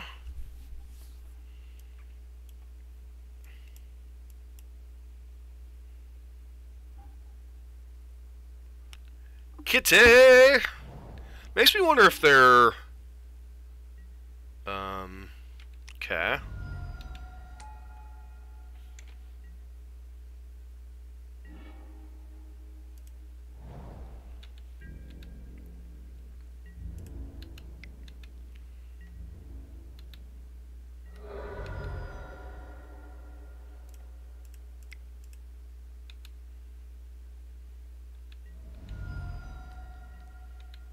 Hey, Space Marine, what platform are we playing on? What Magic platform are we playing on? You always have to add at least 1 land to your Magic Online deck from what your paper deck would normally be.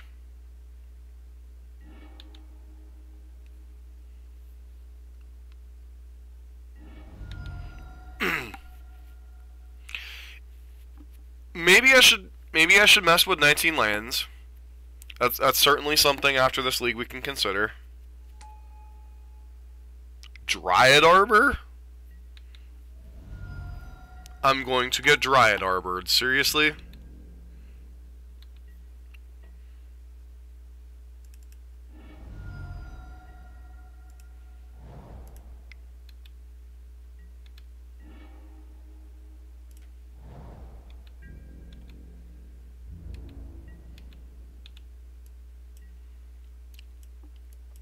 Actually, I should have done this main phase. I should have Lightning Helix main phase because of the card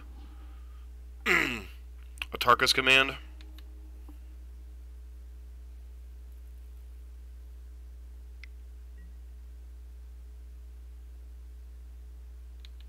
This is Zoo.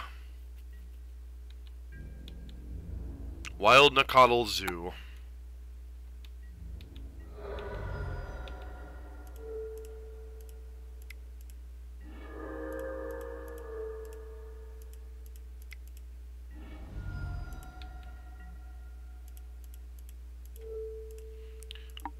We don't need no draw step.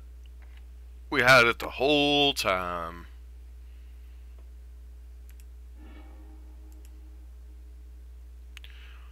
Alrighty then. He countered his own Terminus.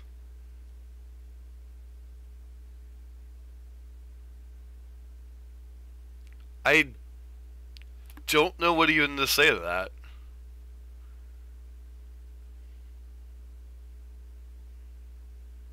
I don't even know what Zoo is playing these days.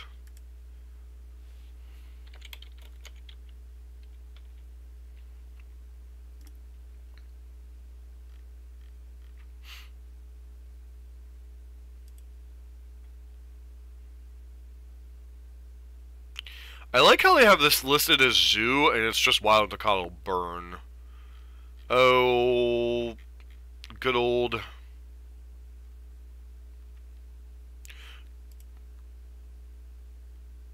Yeah, like every zoo list that's calling it Burning Zoo, I guess I would think had Burning Tree Emissary. It doesn't. It's just like... Alright, so we're going to make the presumption that those are good. These are probably reasonable. Lava Man might be okay. Skullcrag... I guess Boros Charm can go. And...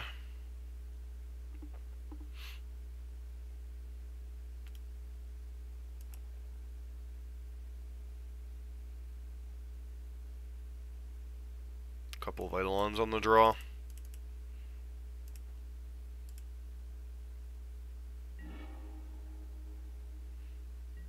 Yeah, I know who Nassif is. I'm just saying, how do you counter your own Terminus? Obviously land heavy, but this hand's got tool. This hand has tools I want in this matchup, so... Yep. Wild Nikitty go.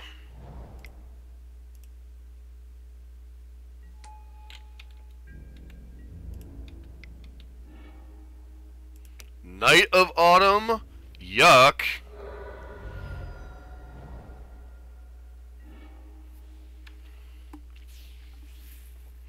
Of course, that basically undoes their lands, pretty much.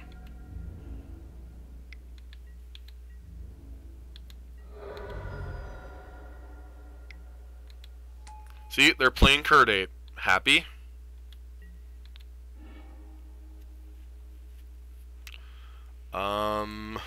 The problem I have is, like, my hand's terrible against them.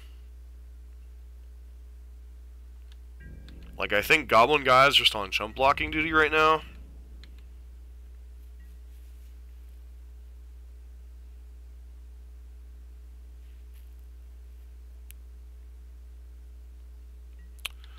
One might say our opponents are going ape on us. Alright, well, let's block here, take 4, and like it. Uh-oh, Spaghettios.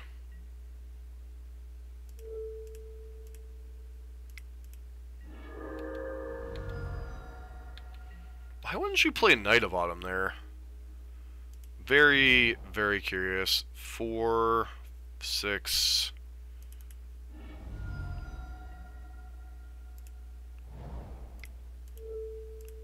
We're in some trouble there, mate.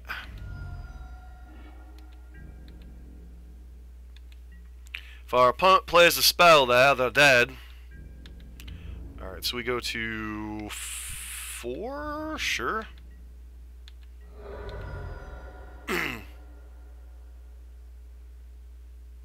Play your knight. Play your knight. Play your knight. Play your knight. Yes.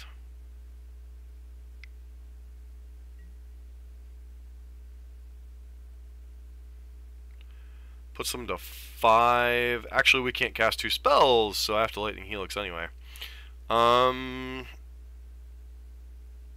Yeah, I think they win here despite them playing the knight. So they go to 5 here. Go back up to 9. So they go to 5. We go to 4. Can't cast any spells and we lose here.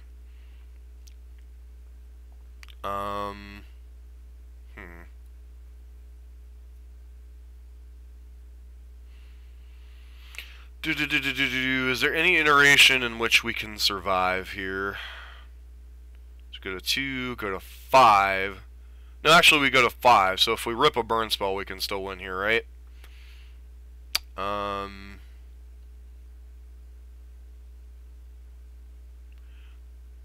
They go to 9 maximum.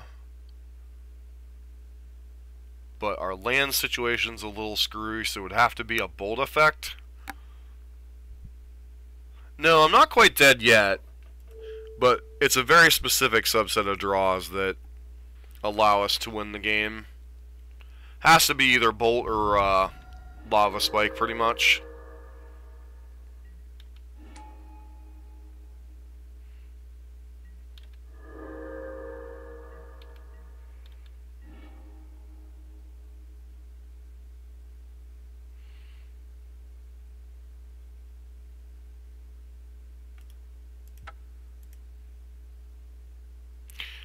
Killing Eidolon doesn't change the math at all.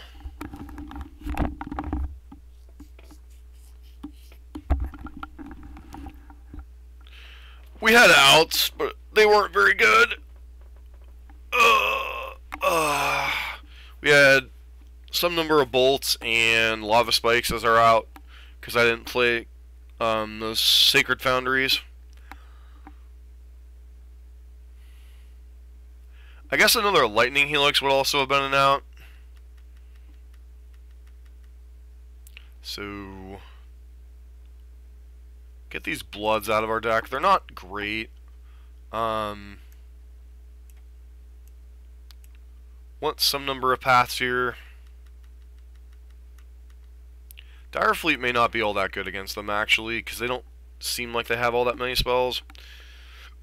So I guess bring the Eidolons back in on the play.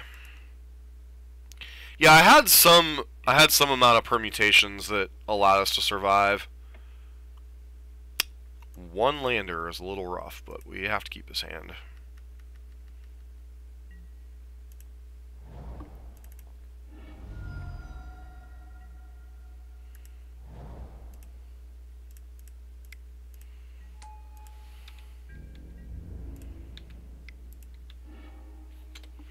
They get a basic mountain, okay.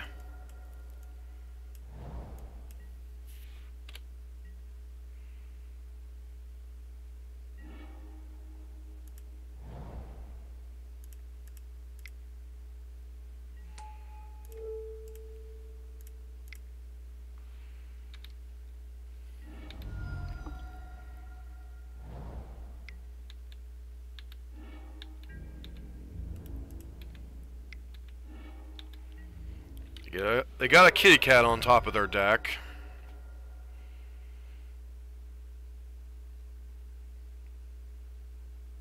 No, it was Helix. That twas our out. Was a Helix.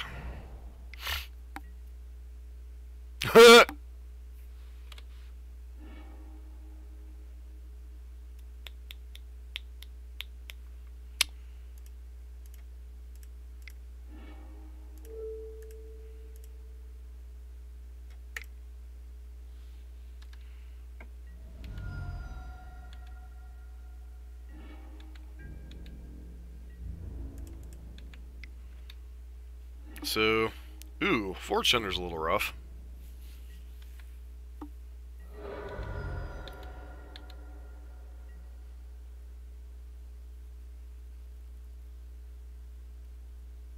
As I said, paw the cat.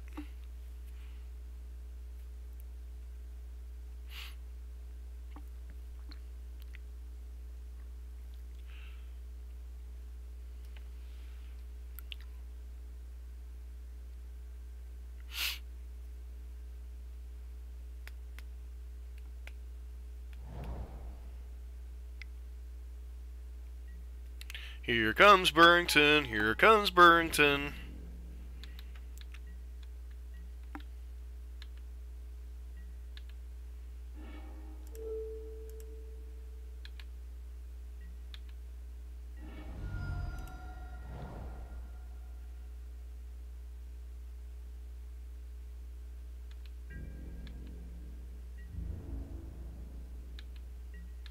I think we'll just pass here. Like, if they have exactly Lightning Bolt, we get blown out there, so there's no sense in... That's a little rough.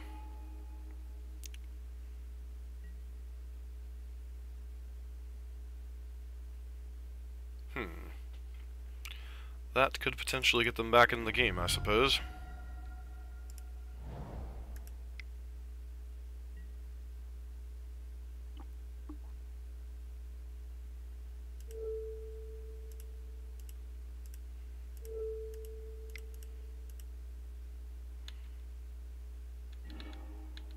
What does what card do? Burrington Forge Tender has protection from red and basically can prevent damage from any red source.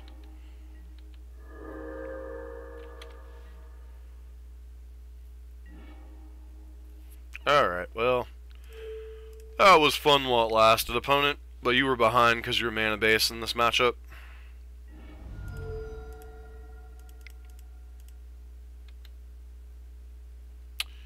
And we got the 3-2 against Zoo.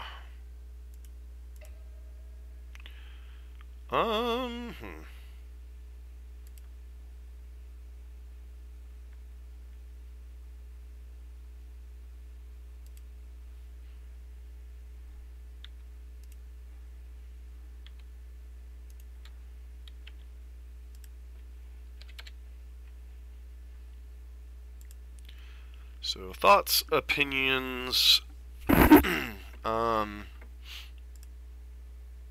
the deck. I still like the deck in general. I think the competition's obviously gotten a little bit tighter here on Magic Online. Zoo's not a bad deck. It's an aggressive deck that's a little more creature-based than Burn. So it's not necessarily a bad deck, it just happens to have a rougher matchup against Burn because of its mana base.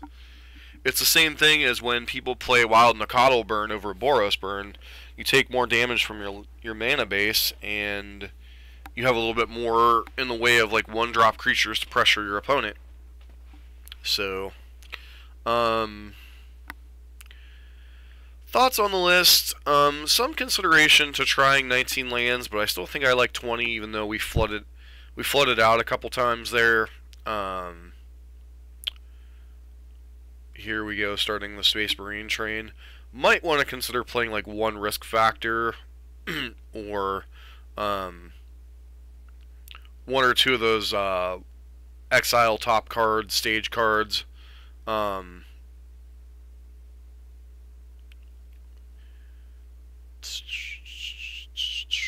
The new Bolt I'm interested in trying. I'm not sure what card yet. The new Destructive Revelry card, maybe? I don't know. That would go back to us having a green splash in the deck, and I'm not a huge fan of the green splash, but it would certainly be something to look into. So we're gonna test those cards in whatever the one that exiles 2 cards and you can play them until next turn. All those cards we're gonna test in some capacity, but let's go ahead and pull up the spoiler here.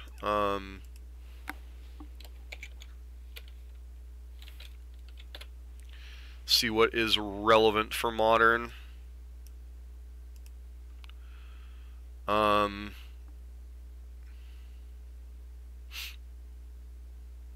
Rakdos is kind of bad. Seraph of the Scales is interesting. Captive Audience.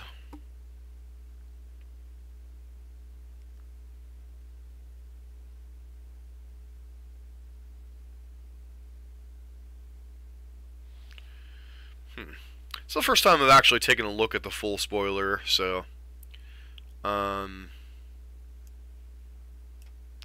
move chat over here so I can at least see everybody. Attention Sphere to creature is okay depending on if you can protect it. Basilica Bellhaunt. Each opponent discards a card and you gain 3 life.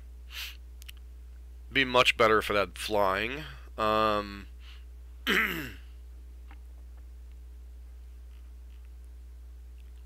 Try the Whistledown Liege if it works. Thunder Shaman. Thunder Shaman could be interesting. Frilled Mystic could be interesting. Absorb could be a decent counterspell in Standard, maybe even see Modern play.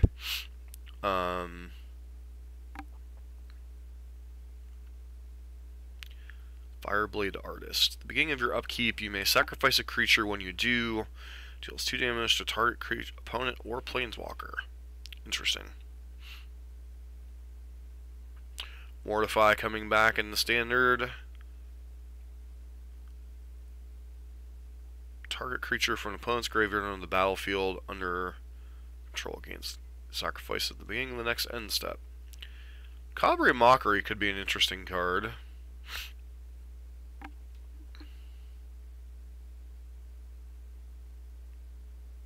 What's up, Lonnie? How are you doing?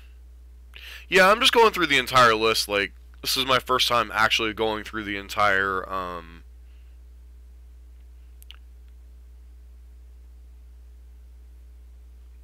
just looking at cards randomly. Grow Spiral obviously has some, applications to it.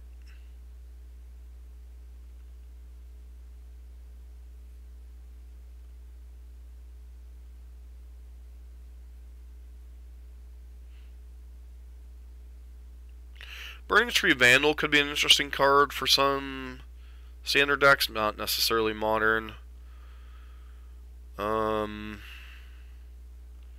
Light Up the Stage. This is an interesting one.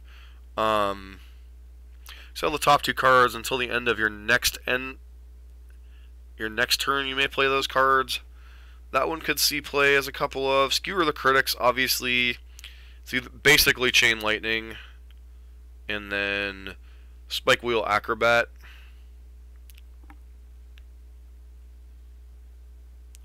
Yeah, there's a lot of cards that could potentially use it. Man, these are hard to read sideways.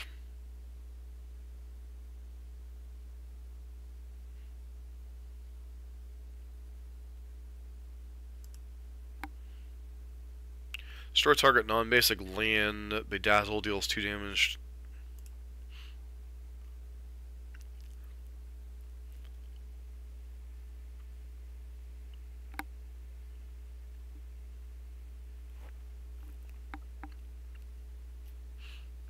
Biogenic Ooze is an interesting mana sink.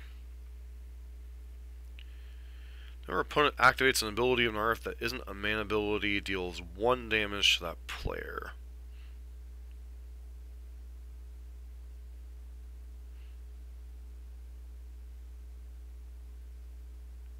So this is almost like, why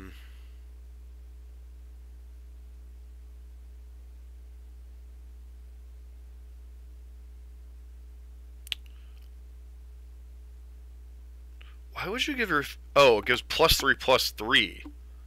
Huh. I thought this said +3/-3. I'm like, why would you give your creature +3/-3? It's almost like a somewhat scaled down version of the 2/2, what, Harsh Mentor?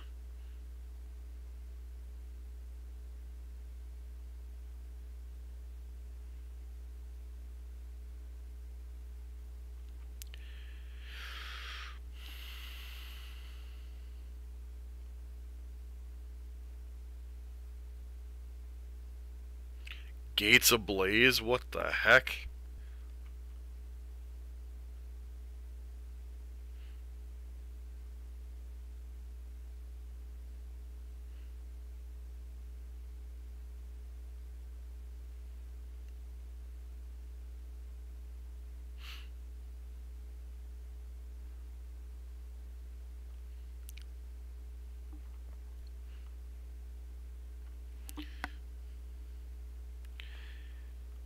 Yeah, to be fair though, Space Marine, usually the second set of, a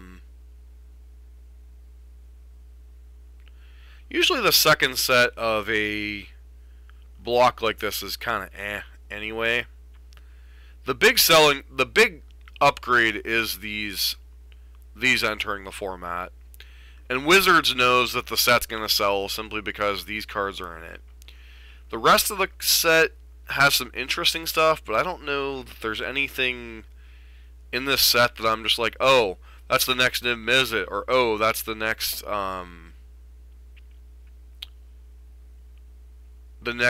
Nicol Bolas, or the next Teferi. Like, I'm seeing a lot of like solid role players and some stuff like the Rakdos. The Rakdos and the Gruul sets are interesting. Absorb interest in entering Modern is an interesting concept. But and let's not underestimate a 4-mana Wrath coming back into the format. Um, you know, if there's a decent Esper deck that is heavy black and white, having a 4-mana Wrath is relevant, you know.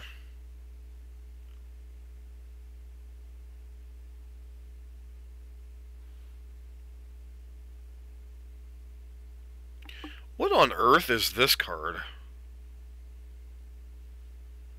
Pay 5 life or sacrifice a creature or an enchantment? I mean, I could say pay 3 life, but 5, that's just terrible.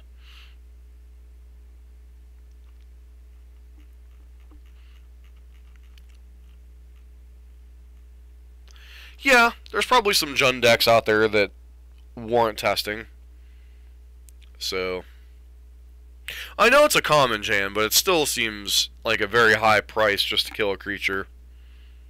I mean, if you've got tokens, I suppose, like as far as standard goes, like you have access to either the vampires or just the regular tokens deck. So sacking a creature or sacking like a even a History of Benalia, if you don't care about the pump on your knights, could be reasonable. But like in limited, that seems just terrible. Unfortunately, I'm gonna have to get to know these cards very, very well. Hopefully, the limited set is great because I got to do a lot of limited testing for Magic Fest Cleveland. So, but yeah, I'd say overall the set's pretty disappointing. Like, there's a lot of cool cards, but nothing like it's just like, yeah, I gotta buy that.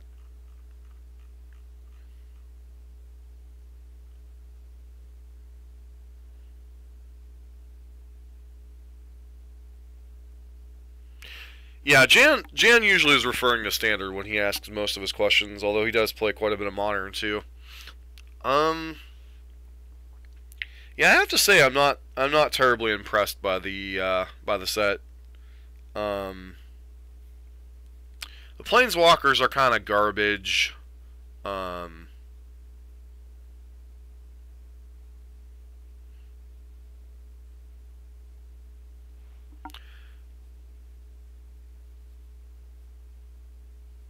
Like, Kaya is terrible.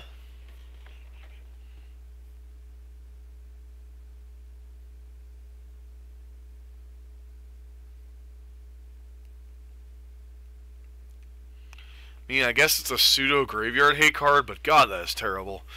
Dovin, creature he controls, put loyalty counter.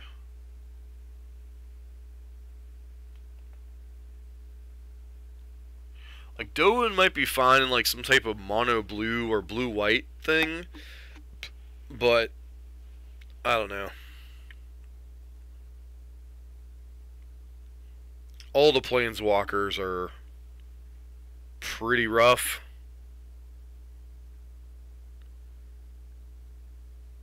Yeah, but that's I don't know.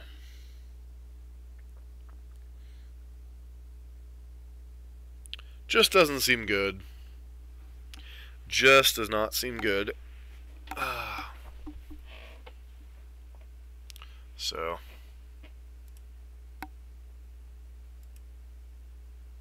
So, anywho. So